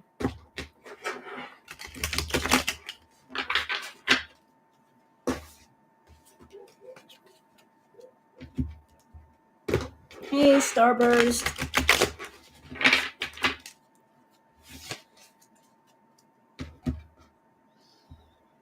Yeah, I need to do a video of the ASMR shuffling, and I got a tripod, so I might just do that. It's okay, Thunder Rain. Go for it.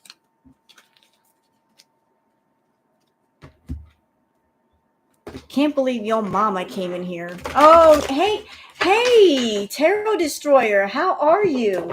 It's been a minute. It's been a minute, Tarot Destroyer. How are you? Oh, you're back. Oh, that's okay. That's all right.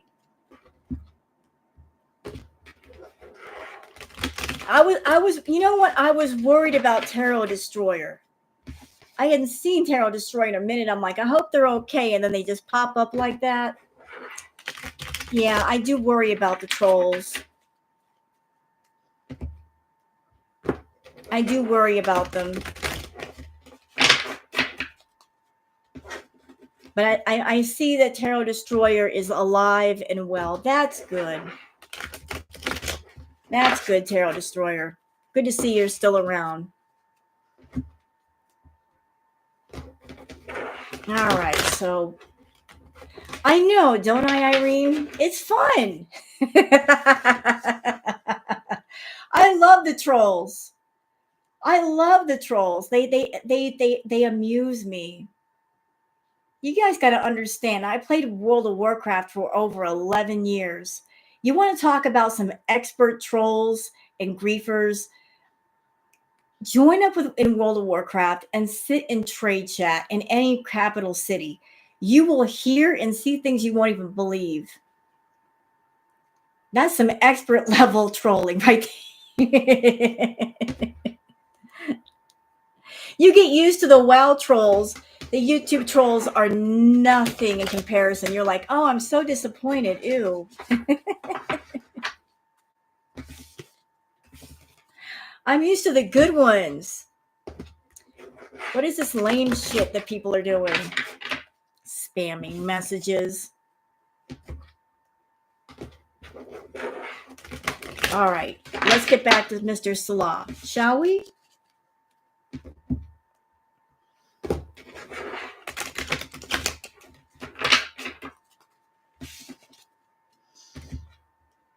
And before anybody asks me, what faction did you play in WoW? The answer is obvious. Horde. Because, you know, that's the winning side.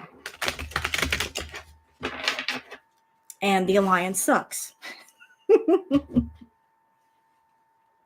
Oh, no. Oh, Tarot Destroyer. Tarot Destroyer. You're funny. Keep trying me, though. I mean, I got all night. I got all night. You go there. You do that.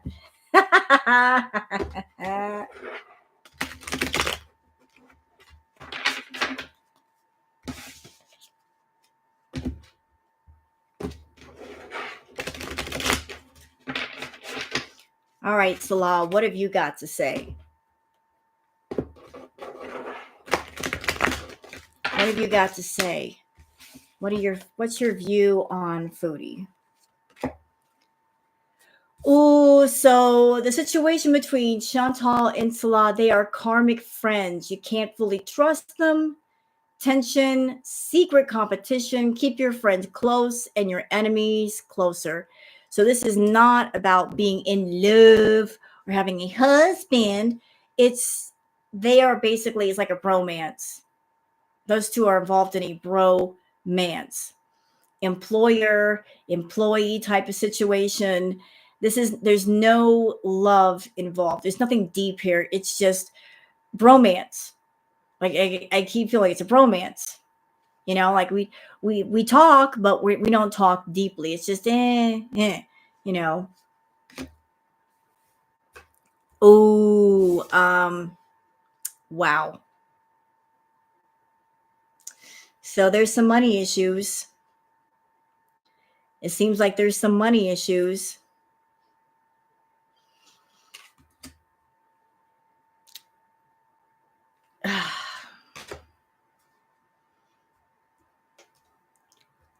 And oh,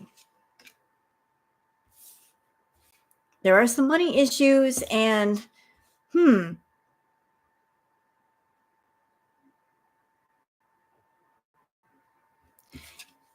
I think this has to do with Chantal giving money to someone. She's giving money to somebody. Like there are some money issues because the money has been going into places it really should not go, where it's not necessary.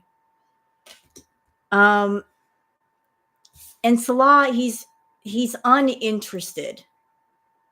He's very uninterested in what's going on with Chantal. He's just like, whatever. Like once upon a time he was interested in her, not in a romantic way, but just he thought that they could do successful business. But he's at the point now where he's not even interested in that. He's not interested in being around her for any reason. His point of view is like, I am not interested in being involved with you emotionally. I am not interested in being around you for business. I am not interested, period. Well, thank you, 6345. I don't know what book y'all are talking about, but okay. Why are there three people talking about the same book? What the heck? Are you guys, have you written a book? Are you advertising a book? What? I don't get it. Anyway, so moving on. Okay, so it looks like okay. Yeah, I think Salah is romantic love affairs, sex fix, secret lover. Um he's interested in being around other people. Uh yeah, it does. I know Thunder Rain. They could be Tucker. They could be very creative trolls. I don't know. People like to have their fun in different ways in life. It's just weird. Uh, I'm not exactly sure how trolling a tarot reader is like the height of fun. If somebody could fill me in, I'd really love to know. Let's see. So, going back to what we were doing,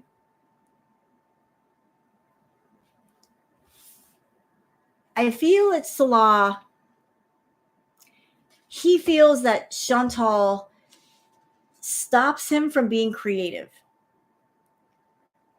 She's feeding off of him, but like any creativity, like anything creative that he wants to do, anything fun, she's stopping him.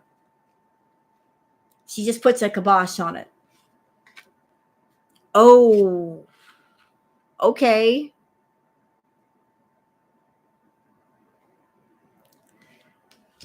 All right then. Oh, all righty then. All right then.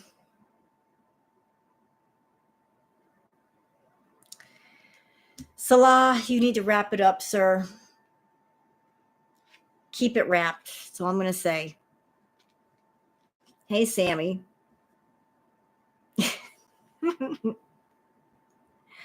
It looks like somebody's going to be coming forward, the screenshot, getting evidence, proof, facts, and he's not going to be liking whatever it is that's going to come out. He's not going to like it at all.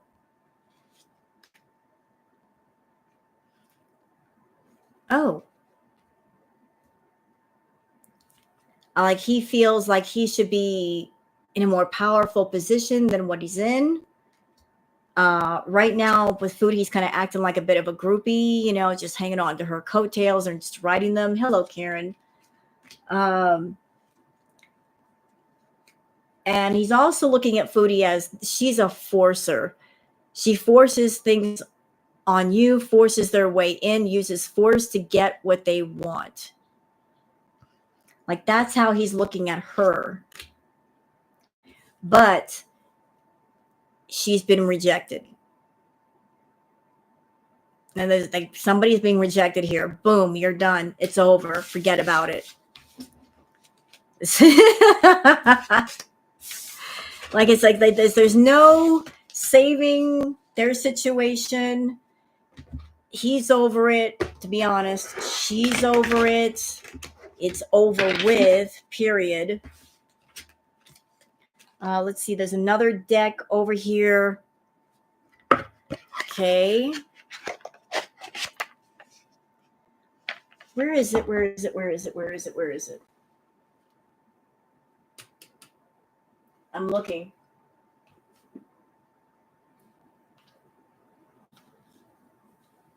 I'm going to pull out this deck.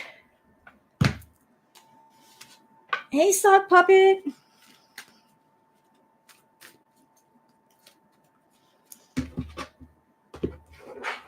Welcome, everybody. Feel free to come in and say hello and hang out.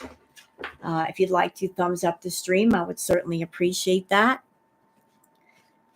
You know what? I got this new deck right here. This one. Let's see what this one has to say about this whole situation. Any insight it might be able to give us. I saw it when I was shopping, and I'm like, that looks really interesting.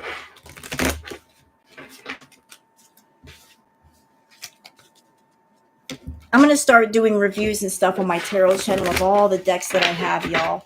So for those of you looking for tarot decks, you can get a good idea of what the deck looks like, how it feels, and you can decide if you want it or not.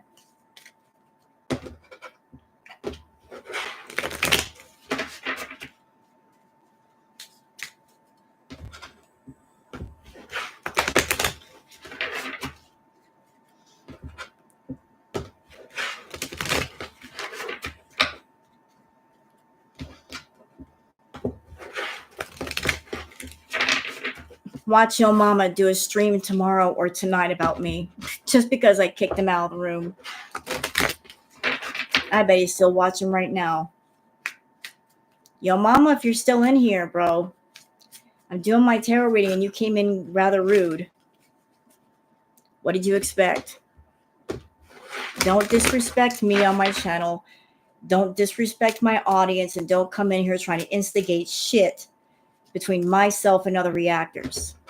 Okay? Just don't do it. I'm not going to put up with that. You want to do that on your channel, you do it there. You don't do it over here. My channel, my rules.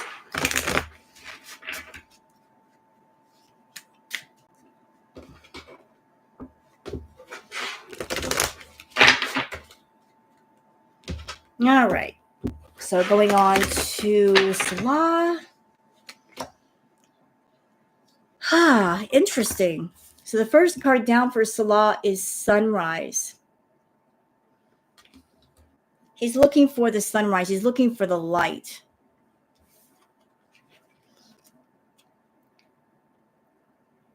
I feel like the stones in front of the light is just like that feels like the barrier to getting to the light. Like he just wants to stand in the sun. He feels like right now he can't fully stand in it because of where he's at and the situation going on.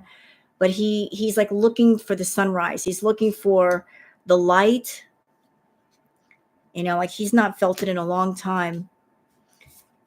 And all of these, like he's in order to get here, he's got to make a choice. Like you have to make a choice. You know, door number 1 or door number 2, but you cannot stand between both doors because that's not going to get results. If you want to look at the sun, you have to go where the sun is. You have to get the walls out of the way. So, you know, there's all you've got to make a choice. This choice might involve a voyage or a trip. going somewhere. By going, he might be going somewhere. He might be thinking of going somewhere for the sake of a celebration. Like there may be a bit of a getaway or something to do with being around other people. Huh. Let's see.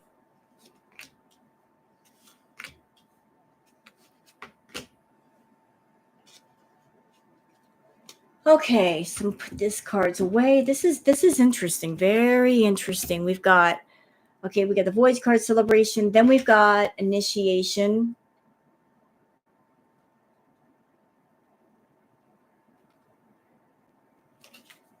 Like I'm feeling like if something's gonna happen, he's gonna go somewhere and he's gonna be around someone of spiritual influence. Don't ask me who, just someone of spiritual influence that they're going to get him back in touch with his spiritual side.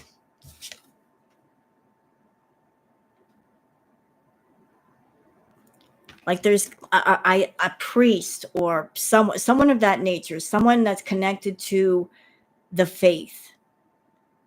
They're going to get him back in touch with that side of him that he just shut down and ignored to be around Foodie.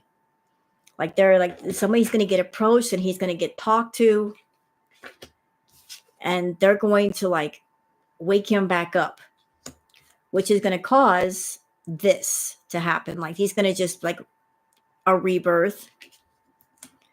And she, after this, is going to try to pull him under with the underwater realm. She's going to try to pull him under and pull him back down. But it's going to be it's going to be the end. And he's going to be like, if you want to go down, you go down by yourself. I will not follow. So there's that. Like something is going to happen that's going to just give him a sense of awakening to where he's like, what am I doing here? What am I thinking? Like he's just going to have a take your right hand and your left hand and slap yourself moment. And it's going to wake him up. And then he's going to be like, we need to end this. This is not good for me. It's not good for you. It just needs to be over. And that's it. No hate, no fighting, no arguing, no nothing, no rage. It's just let's just end it. She's not going to take it well, but that's just how he's going to be. He wants to get away from her. So should I do a reading on Natter? Would you guys like me to do a reading on Mr. Natter and Foodie?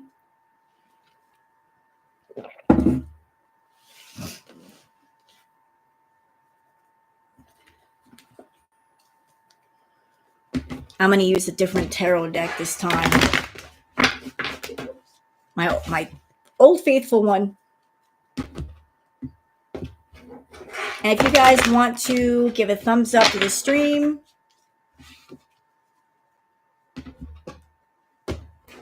I'd really appreciate that. You don't have to. You don't want to.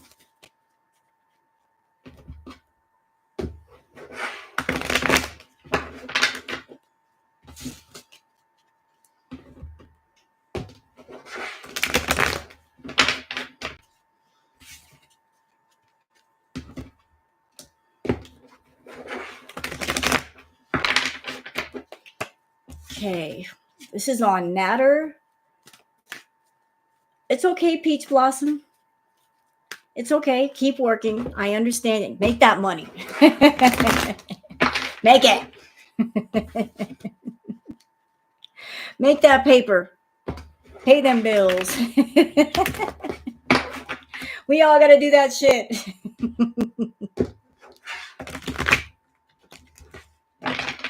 All right.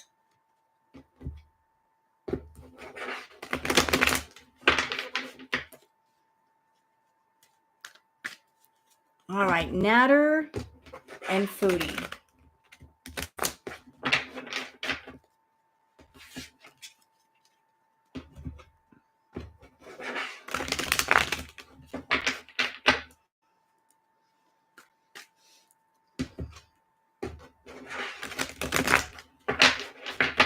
All right. This one's on Natter and Foodie. Because I know those two are still talking.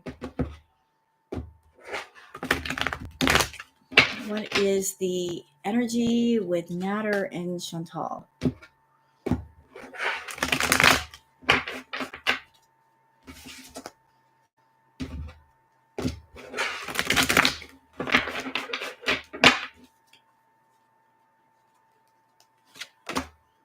Oh, nice. First card down, you got the Hanged Man. That's an interesting start. Followed by the Three of Wands. I'm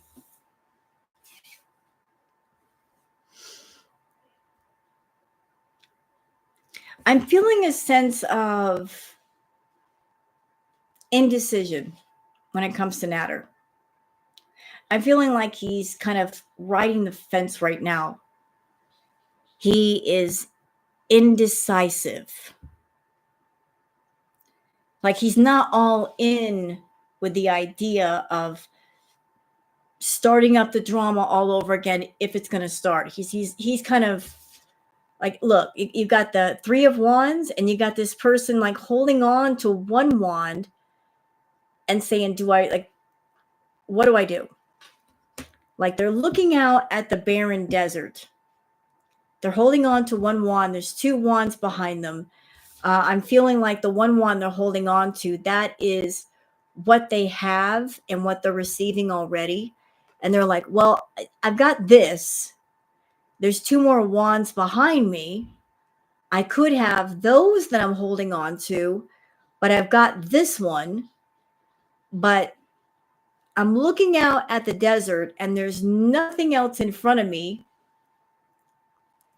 So there's a sense of like, I don't know. Like I keep hearing that, I don't know. He's thinking about it. Like, I don't know. I don't know. I don't know what to do. Like, I don't know. Like this could blow up in my face. I don't know. He's thinking. He's thinking. He's not happy about what he's thinking about, but he's thinking.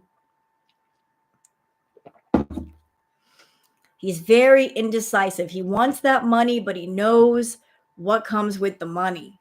He's like, I don't know, man. I don't know. Okay. What else we got here?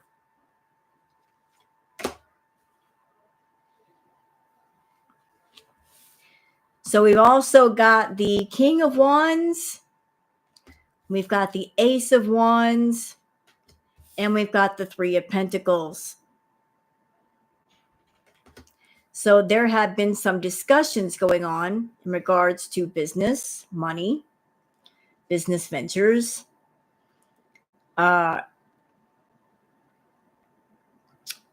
Whatever is going to be happening is going to be happening between three people. Like I keep picking up the number 3 in my readings when it comes to this situation. There's 3. Number 3 always pops up. 2 people, like 3 people. So like we get 3 pentacles. We got 3 pentacles. So there's been talks, the King of Wands. Wands are just creative ventures, ideas, creativity. Like we got this great big profitable idea. Like things have been discussed. Let's get creative and we can make a lot of money with it all. Ooh. Oh, okay. Let me just put these cards down so I can put the deck down. Oh, okay. All right. Oh, so we got the death card. We've got the death card. So for this deal to go through, this deal to happen, there's going to be something's going to have to happen first. Something is going to happen first. Something has to end before something else can begin. Because that's how death usually works. The end of something, the start of something else. So after death is the sun. So like the ending of something and then the starting of something else.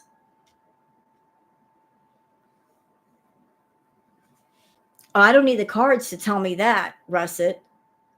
That's Foodie's doing. That is strictly her. She's got a history of that, of using other people to do her dirty work. By getting other people to do the things that she wants to do, but yet she's not doing them. Her channel and her income are protected.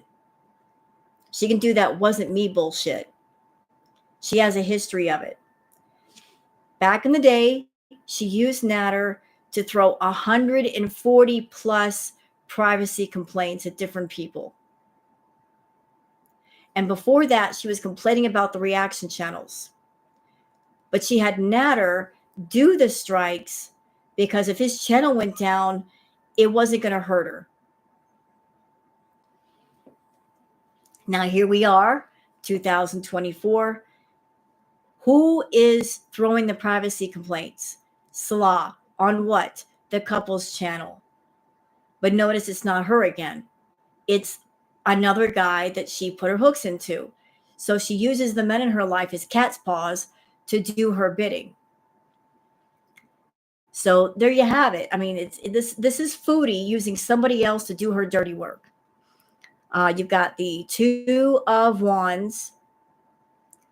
So this is interesting. Like these two cards are basically like one on top of each other. First, we had this card. Like, I don't know. I don't know. He wants more money, but seeing no opportunity. When after this thing happens, then he's going to feel like he's got the world in his hands. Like the world is kind of opening up to him a little bit. And there's going to be a sense of happiness. And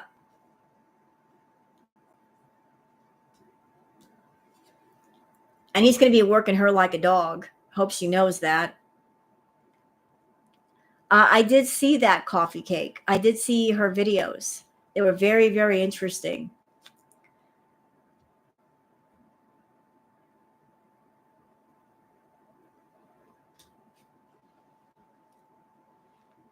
We have the Eight of Cups again. So like this, if he starts something up with Foodie, it's not going to be like, I think in the beginning, it may seem like a good idea. He'd be like, I don't know. You know, it's going to be too much to deal with. And it's going to turn him into the King of Swords. It's going to turn him into the King of Swords. So like cards, I would like to see Natter's thoughts about Chantal. Let me pull out a different deck. And let's see what's the vibe. Stay. Thank you. Oops. Get out of there.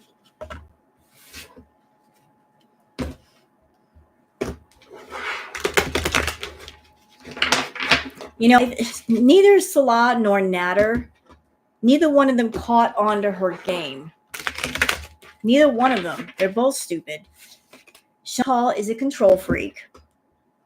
And I feel she purposely set them up using their channels to throw the strikes, knowing full well that the side effect of them throwing the strikes on her behalf was that nobody would ever react to those channels ever again, thus ensuring that those channels would never make a lot of money, meaning that those men would be going to her forever for money and she can forever control them. Like she sets things in motion so that the men in her life, when she's done with them or things are through, they're not going to be making a whole lot of money without her. She's not going to allow that. So she configures things to where whatever channels she created for them, without her, they're essentially dead in the water. She doesn't like the idea of, oh, now that I'm gone, they're making good money and they don't need me. So there is some financial manipulation going on there. Yep, Nirvana. So Salah hasn't figured that out. He hasn't figured out that by throwing the privacy complaints on the couples channel, the one that she gave him, that means that channel's never going to get any views because nobody's ever going to cover it. You know, you have, why would Chantal give Salah a channel? If someone like Chantal gives you something, two things: either she wants something in return, or what she's giving you is worthless. Because if it's worth something, she keep it for herself. If she gives you something, it's because she knows it's not worth anything. So it's not exactly a valuable gift. She's giving you a piece of trash and knows it's a piece of trash. And then you figure out later it's a piece of trash. But she gave Salah the couples channel knowing that it was going to fail, and she made sure that it did.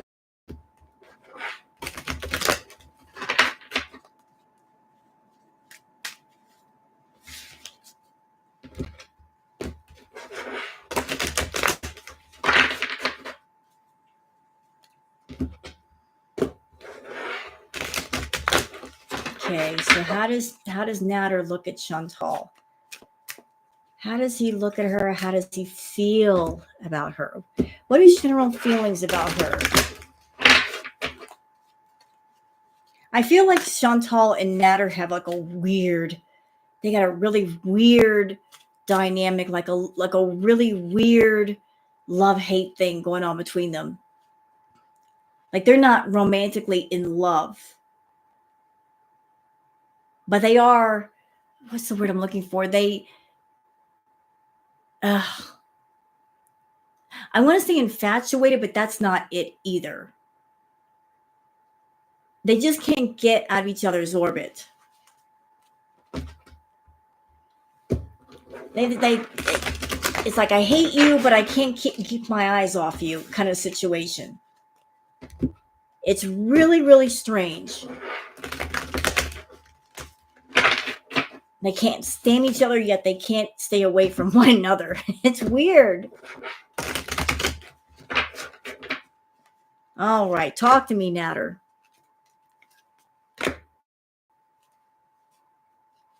Okay. First card down, hopeful. He's feeling very hopeful, optimistic, success.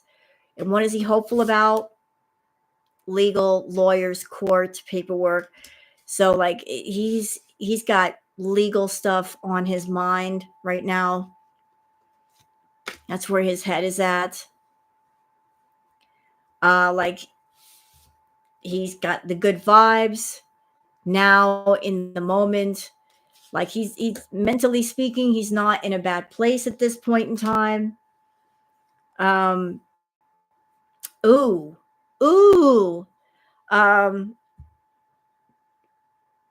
Yikes.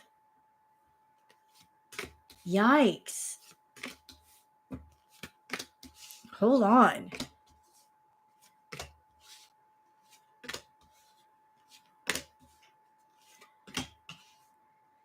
Put this away for a second. All right. Moved on. Nothing to say. Stop calling. Oh, Lord. Like he is just, like I said, they got a weird dynamic with each other. She might have pissed him off.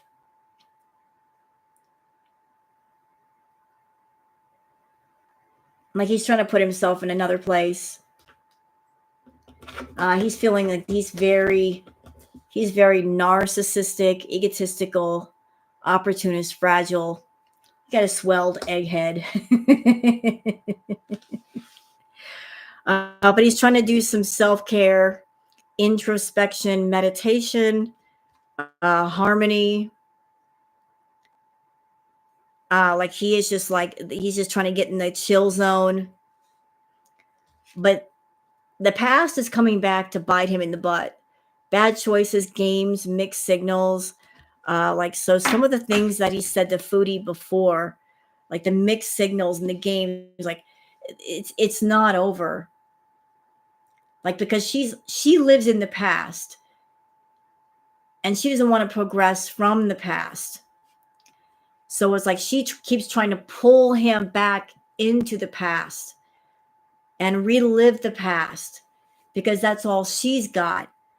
But like she's like, I keep feeling like she keeps trying to grab onto his hand. Come on back here with me.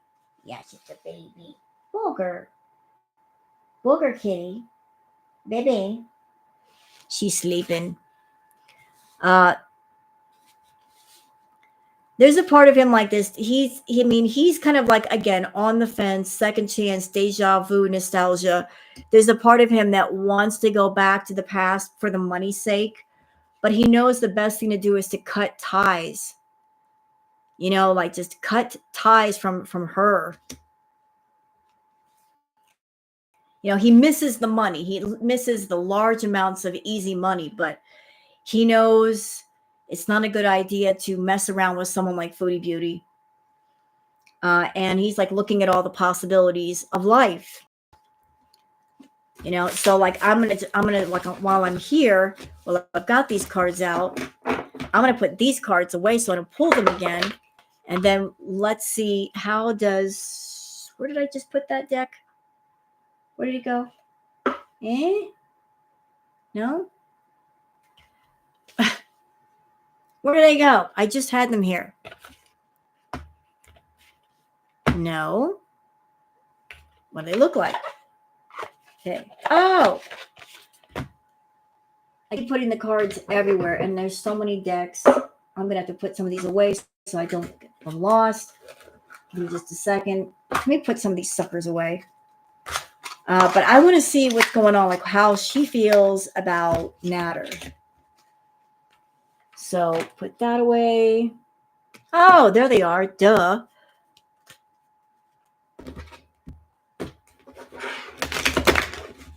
All right.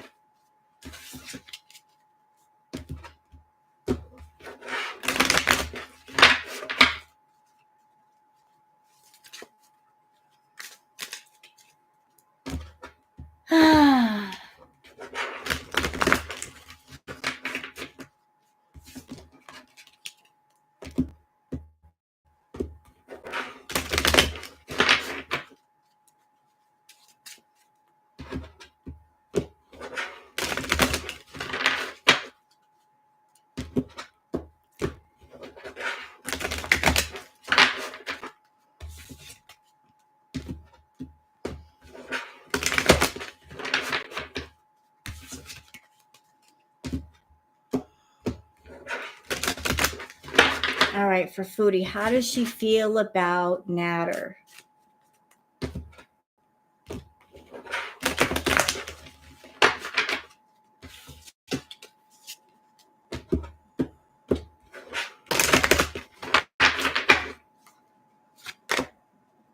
Yeah, she feels like with Natter, like they're stagnant, stuck, dead end, frozen. That the two of them right now, like they're at a dead end. Like there's nothing that she can do where she's at. There's nothing that he can do when he's at. So they kind of like reached a dead end for right now. Like they can't go any further. They can't do anything together. So like everything is on pause. Like she's very, very clingy. Old exes, dead relationship, old ways. So like she's even though things are stagnant and they can't do anything with each other, she's still clinging to him. She's still trying to cling to him. And that's because back in the day, like he gave her a bunch of thrills, continuous cycles, bad decisions, addictions. Like he was part of her high intensity addiction cycle. Addiction circle. Spirit is telling me addiction circle.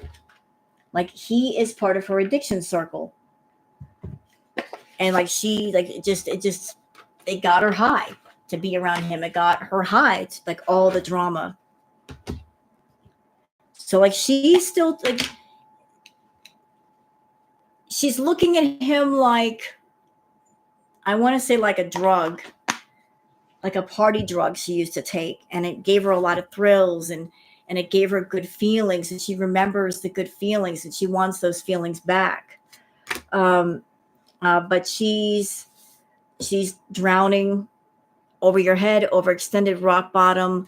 Like she feels like she's drowning when it comes to Natter. Let's see. And she's running. Escape, denial, excuses. Like and she's also very paranoid, cautious, insecure, guarded. So she's got a lot of negative emotion going on inside of her right now. It's really weird because you guys just saw with the reading, I pulled out the card that her and Salah are karmic friends. Well, guess what? Guess what? Her and Natter are the same. Like Natter and Salah, they have that in common. These are like karmic relationships going on. Like there's lessons to be learned from each of them, but neither man is a true romantic connection. It's a karmic connection. So this is like Natter is supposed to be a lesson learned. Like she's supposed to learn the lesson and then move on from the lesson, but she's never going to learn as long as she hangs on versus let go. She lets go. And there's a sense of like she's longing for him. She's longing for Natter. Let's talk, reunion. Like she's like she wants a second chance with him. But she's also very two-faced, double life cheater, backstabber. So it's like this, this is the kind of person she is, and that affects every relationship she tries to have. And she also feels very trapped, stuck, no options, unforgiveness. She feels trapped where she is because she's around someone that she's not infatuated with, and she's longing for somebody thousands of miles away that she's got the real attachment to. Yeah, she's longing for that masculine energy. I know, but she's longing for the masculine. She's longing for the masculine energy, like that manly man. So she's longing for that. As a family lived like a homeless man. I don't know Nirvana. I really don't know. But I feel like this card, it has to do with the fact that Chantal, do I read Shrek? No, I don't. Is that a book? Are you talking about the movie? The animated movie? Okay. So I feel like Chantal was a book. Okay. But no, I haven't read it. So Chantal with Salah, she's been able to walk all over Salah. And because she's been able to walk all over him, there's no challenge anymore. With Natter, there is still a challenge because she couldn't walk all over him. And so that fascinates her. So she's longing for that masculine energy of like the challenge. She wants to be challenged again. She's not feeling challenged from Salah. And that Natter he's interested in the rumors, gossip, nosy. He wants to be in the middle of the drama. He wants to be in the middle of it. Like I think he's bored being on his channel. Like he wants to be in the middle of the drama. I think he got off on the drama. He got high off of it the same way that Chantal did. So he's just like on his channel being he's bored. What's that? Does a masculine man become Homo sapien by casting his own spells and painting himself with authentic?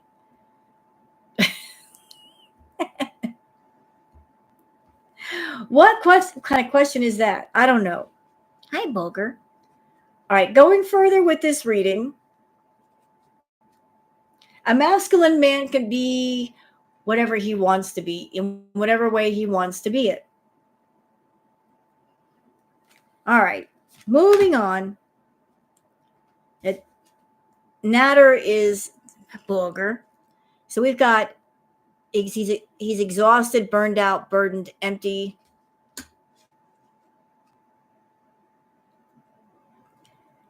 Well, that's true, Nirvana, but it's Chantal's perspective. She sees him as a man, even though he's not. She sees him as such. But you're right. He's wanting to like recharge, like doing the like. She's wanting to recharge, breathe, let go, clear her mind. But she is exhausted, and shit.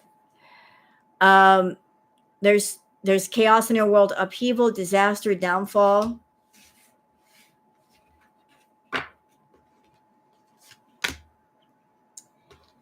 And she's also thinking about family, blood ties in her circle. I think she's wanting to go home.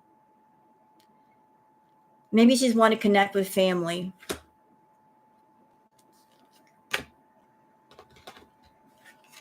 And so she also like she want to connect, and she's also like she wants an apology from him.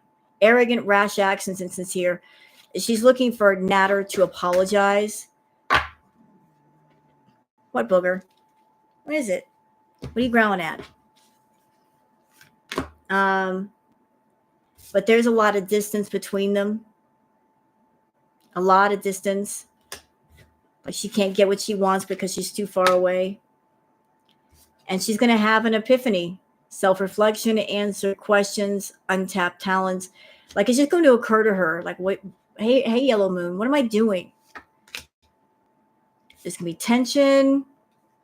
So this thing with Natter, it doesn't look like it's going to be positive. Like she's pitting all of her hopes that things can be as they once were, but nothing will ever be as it once was. And you can't go back to the past. You can't push the rewind button. She very much wants to and repeat the success for herself for Crackhead Olympics, but you can't put lightning in a bottle, can you? Lightning can't strike twice. Like what is that old y'all ever heard of what's his name? Oh shoot. Dang it. He said we all have 15 minutes of fame. Dang it, who is that person? He was a famous person. We all have 15 minutes of fame. Well, Foodie's had her 15 minutes. And she's not wanting to accept that she's had her 15 minutes and it's time to get off the dance floor. Hence the reason why she's having problems. She won't accept that it's time to get off the dance floor and go do something else. Did I put this in here? What is this? No. Exactly. Andy Warhol. You got it. I'm trying to put this stuff away because I got too many decks out and I'm getting confused about where they're supposed to go. Wait, what? Did I put the wrong deck in here? I think I did. Yeah, but Andy Warhol said that. No, that's wrong deck. But Andy Warhol said that she had her 15 minutes of fame. You know, she had her 15 minutes. Her time is up and it's time to get off the dance floor. Get off stage, Foodie. It's time to get off stage. Okay, this is the conspiracy deck. So I've done Foodie. I've done Salah. Is there anybody else I should do? And I would like to respectfully ask that no, I don't want, please don't ask me to do readings on the cat. Because I get upset.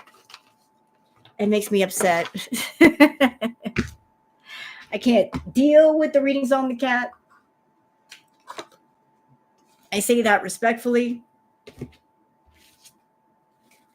Oh, that goes in there. Is there anybody else that I haven't done readings on so far? It's the meaning tarot.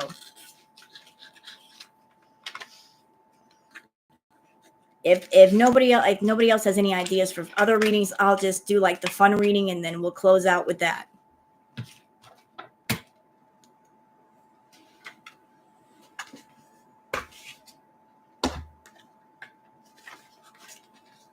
Foodie would be good at You know what? You're not wrong. I think you're right. I think she missed her calling with doing competitive eating because she would have won some prizes, our girl. Like she would have won some serious prizes. There are people on YouTube right now that they go around the country to different restaurants and do the eating challenges, and they get like a free meal and a t-shirt, and they have the YouTube channel. So she missed out.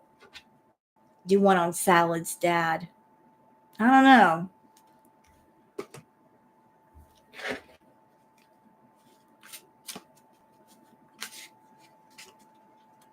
Well, if you guys are wondering, like, why does she, I'm going to let you all know a little secret. Do you know why Foodie likes to eat soft food? And there's a lot of sauce and salad dressing and yogurt and all of that with everything she eats. Do you want to know why? I have a theory. And I like to put the theory out there for those who want to know, need to know. Foodie is a food addict.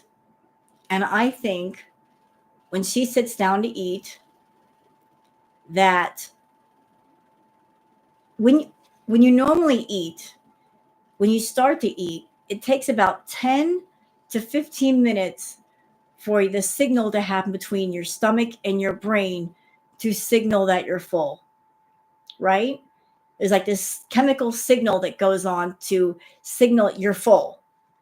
I think the moment that she starts to eat, she puts herself on the clock.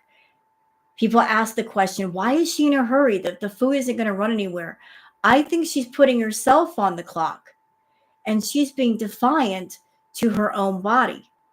She knows that full signal is going to happen. So she's trying to stuff down as much as she can before it happens. So she eats a lot of soft food. She doesn't have to chew. That way she can put down as much as she can. And she uses things like yogurt and the liquid in the soup as lubrication. There might also be the chance that she might have a feeder or feeders that they want to see more eating, less drinking. So to compensate for not drinking so much liquid, her foods have to be liquidy and can lubricate her throat so that she doesn't choke.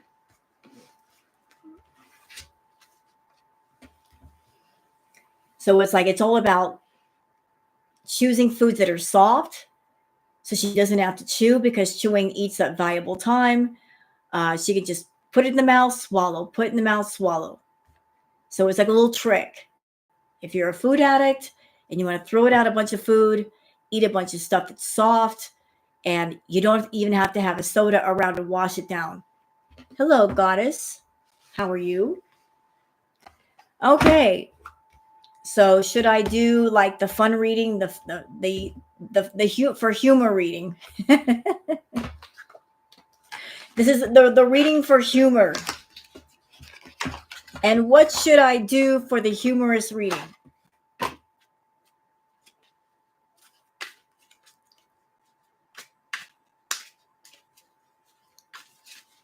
Like we've done readings on the bidet, the treadmill, the gaming chair, the fupa.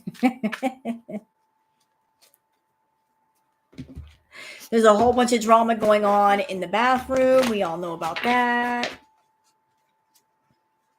We know all about it. The car. You guys want... Should I do a reading on the car? The T-Mobile? Y'all want a reading on the Temu Mobile?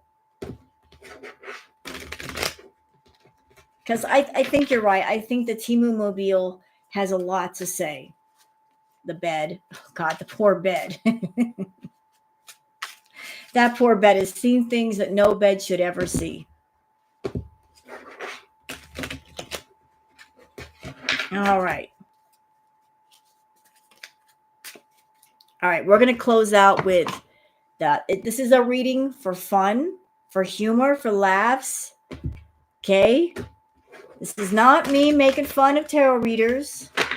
This is like a combination of tarot reading and storytelling. You know, she likes to do her story times. I can do my kind of story times.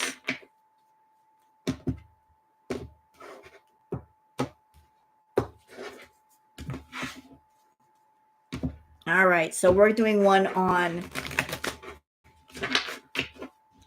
the Sherry. Is that actually a Sherry card?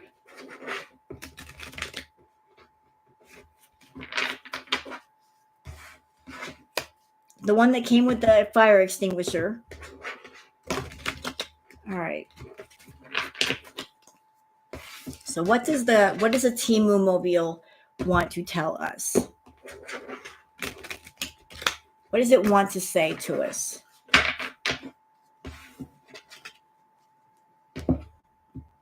What does it want to say? All right. Oh, my cards are sticking together. Come on, cards. You know what? I've got a song running in my head. I don't know why it's in there. You guys know you're going to know the song immediately. It's from Steve Perry, Oh Sherry. No. No. I love Steve Perry, but that's inappropriate.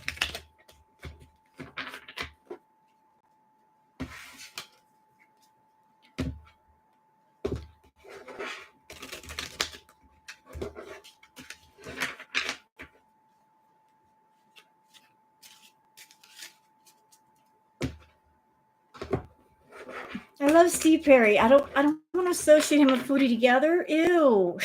No. I had a crush on Steve Perry too. Back in the day. That's true. I had a big old crush on Steve Perry.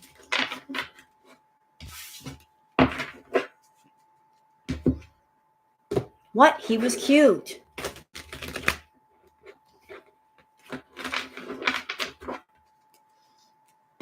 Don't yell at me. All right. Doing the fake reading. We're doing this reading is for the Sherry, the Temu Mobile.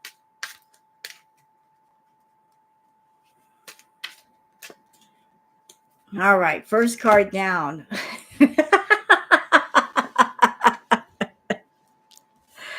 Oh, no.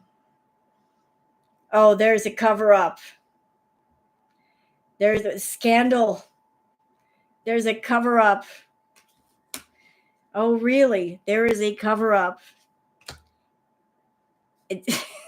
Oh, no. Y'all, it's getting started. There's a cover up. The Temu Mobile is not happy. Salah took the covers off. Okay. Salah took those covers off when he should have left them on. And now the Temu Mobile wants revenge.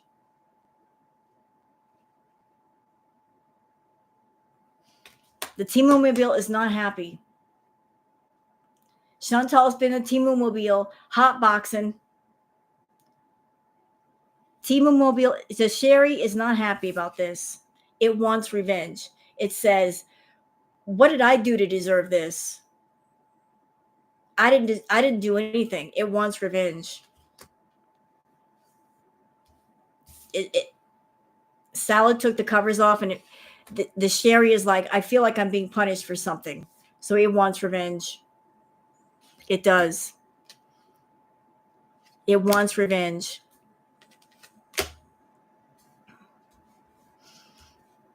Like the sherry was supposed to be a gift. In the beginning, the sherry felt cherished and cared for. It felt like a gift. But then it got exposed to Chantal and her farts of fire, and then it stopped feeling like a gift. The sherry's like, she's setting my seats on fire with these farts. I'm not feeling special anymore.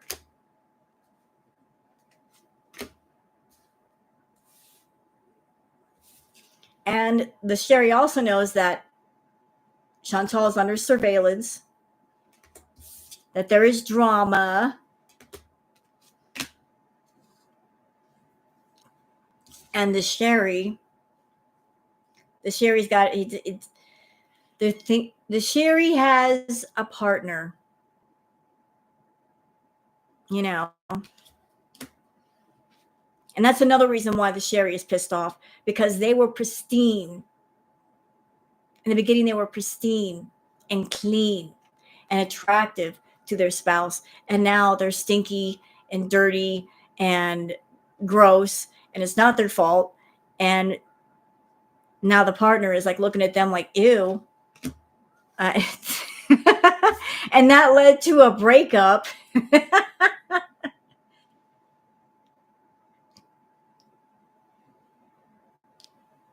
See, the sherry was having an affair with a Volkswagen Bug. See, that was the other party involved, the Volkswagen Bug. The sherry was digging the Volkswagen Bug's curves. Like the sherry it likes the curves, and the bug had all the curves. But the sherry, like when the windows open and the bug could smell like the fart smells, the bug was like, oh hell no. So they broke up. The bug was like, look, you've got more gaseous fumes than I've got. We can't be together like that. This is a conflict of interest. And so the sherry is like, I'm about to drive those two idiots to the desert. Like it's planning a secret trip. It is wanting revenge. It's like, I'm going to plan a secret trip. We're going to go out to the desert. And then suddenly, oh, my tire is going to pop. And they're going to get stuck out there. Like the sherry is like, I'm going to play some mind fuck games here. Like we're going to go out to the desert for one of their stupid videos. And then I'm going to make sure that my tires pop. I'm going to run over some glass or some shit. And they're going to get stuck out in the middle of nowhere with no water, and fuck you. So, yeah, and then the sherry is going to insist on a clean up. You better clean me up. You better get these stains off my seats. You better get the fart smell out of here. You better bring up the beezer spray, or I'll make sure it happens again. Like the sherry's got an ego. Look who this sherry belongs to. How could it not have an ego? Okay. All right. The sherry's like, you better recognize I'm the wheels around here and I take you places. You better recognize and you better respect me. Yeah, it wants justice. The sherry wants justice. Or else. Because the sherry's like, look, I gave up my relationship. I gave up my Volkswagen Bug for you. It gave up its partnership with the Volkswagen Bug in the parking lot for this shit. All because of Chantal farting and hotboxing inside of it. Yeah, and it's about to get the law enforcement involved. It's like, I want justice, damn it. I lost the Volkswagen Bug's interest, damn it. But the sherry has a secret. Ooh, tell me, what is the secret? What is the secret? But the sherry's being distracted. Every time Chantal passes gas, it gets distracted. It's while they're driving, the sherry's thinking of ways to get back at them. And then Chantal lets one go. And then the sherry all can think is, what the fuck? What is that smell? Oh my God, help. So every time she passes gas, it gets so distracted. It can't think straight.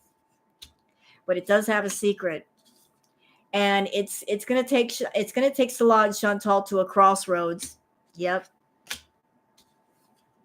Because it wants to get back into the dating world. It's been on different dating sites. It has been on different dating sites. It's looking around, making profiles.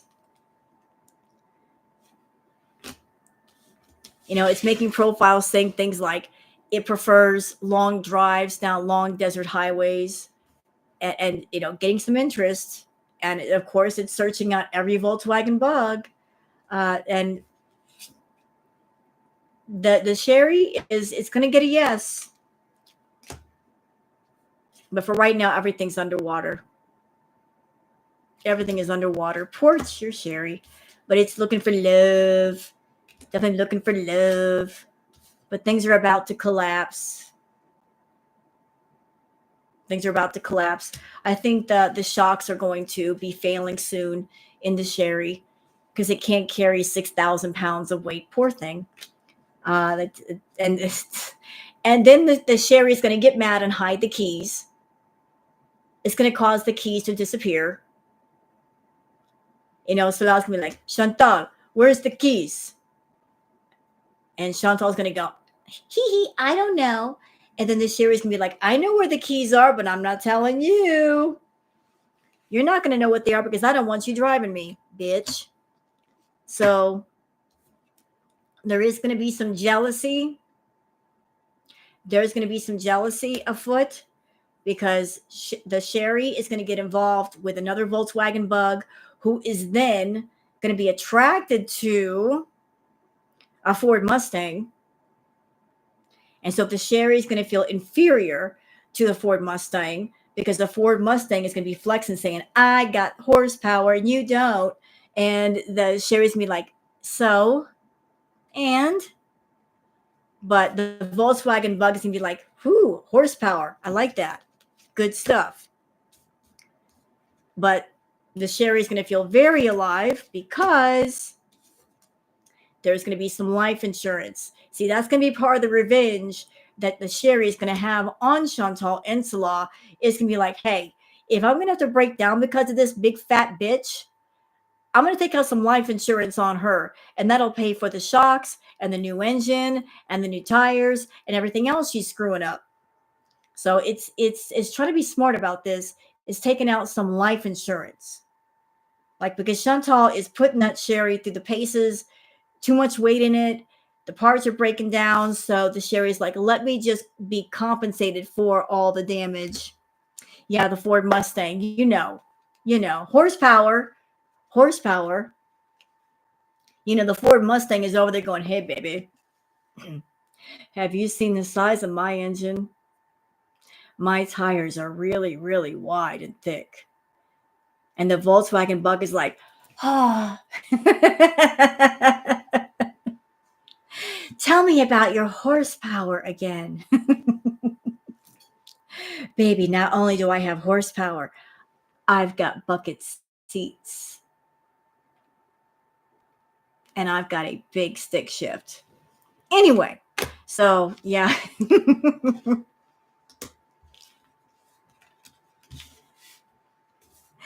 And the Volkswagen Bug and Mustang, the Volkswagen be like, I see God. Oh, God. Anyway. Uh-oh. Yeah, you know what, Sherry? You better be careful. You better be careful. I think even though Ford Mustang has you eclipsed in every way, Ford Mustang is going to be putting some stuff in your tank, okay?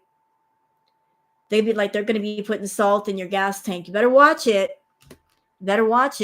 That Ford Mustang, they're kind of sneaky. Yeah, and then you're going to be fired because you're not going to be able to work. Yeah. Yeah. Mm-hmm. And you're going to know that Ford Mustang is the one who did it. You're going to have all kinds of intuition about it. You're like, I wonder who put this salt in my gas tank. Maybe it's Ford Mustang, because Ford Mustang is over there like eyeballing for Volkswagen Bug. Yep, but you're going to be partying because that life insurance is going to come in for you. Yep. Yep. Mm-hmm.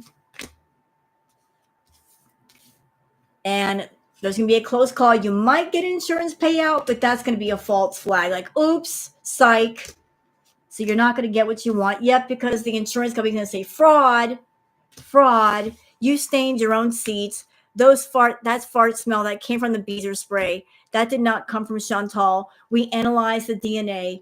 That wasn't even her DNA, you big liar. So you're going to be exposed for being a scam artist, Sherry. And then they're going to roll you into the freaking ocean. They're going to just drop you into the ocean at that point. Useless, because you got salt in your gas tank. You can't run. Why not just take you and drop you off a cliff? And then you're going to be sad. Very, very sad.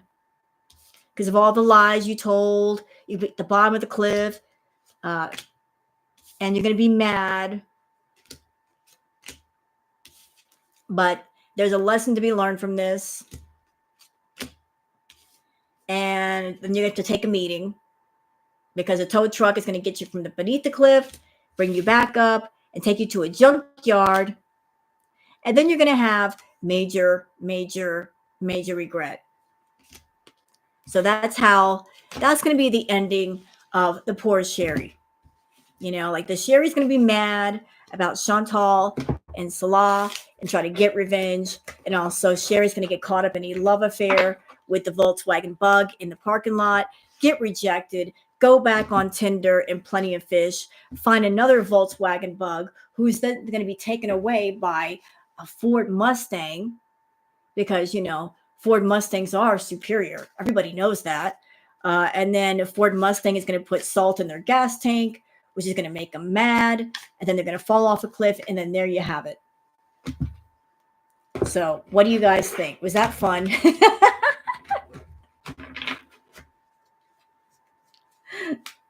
Was that fun? Did you guys enjoy that? Poor Sherry. I know.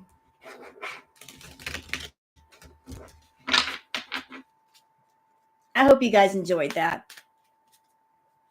The stray dog. Why did she put it in the car? I keep hearing about a stray dog. What is this deal with a stray car? Did she bring a stray dog in the car? I haven't seen her newest stuff. Did she pick up a stray dog? Did she bring it home? Where the hell is Julia? Did she bring a dog home with a cat? Like, what is this talk about the stray dog? Oh, God. Oh, God, she's so stupid.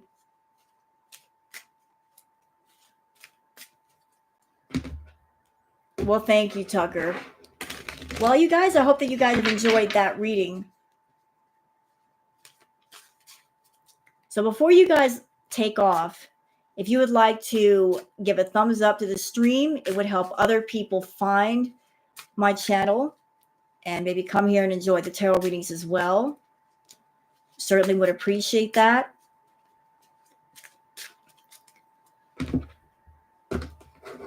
So I hope you guys have enjoyed. I enjoyed spending some time with you.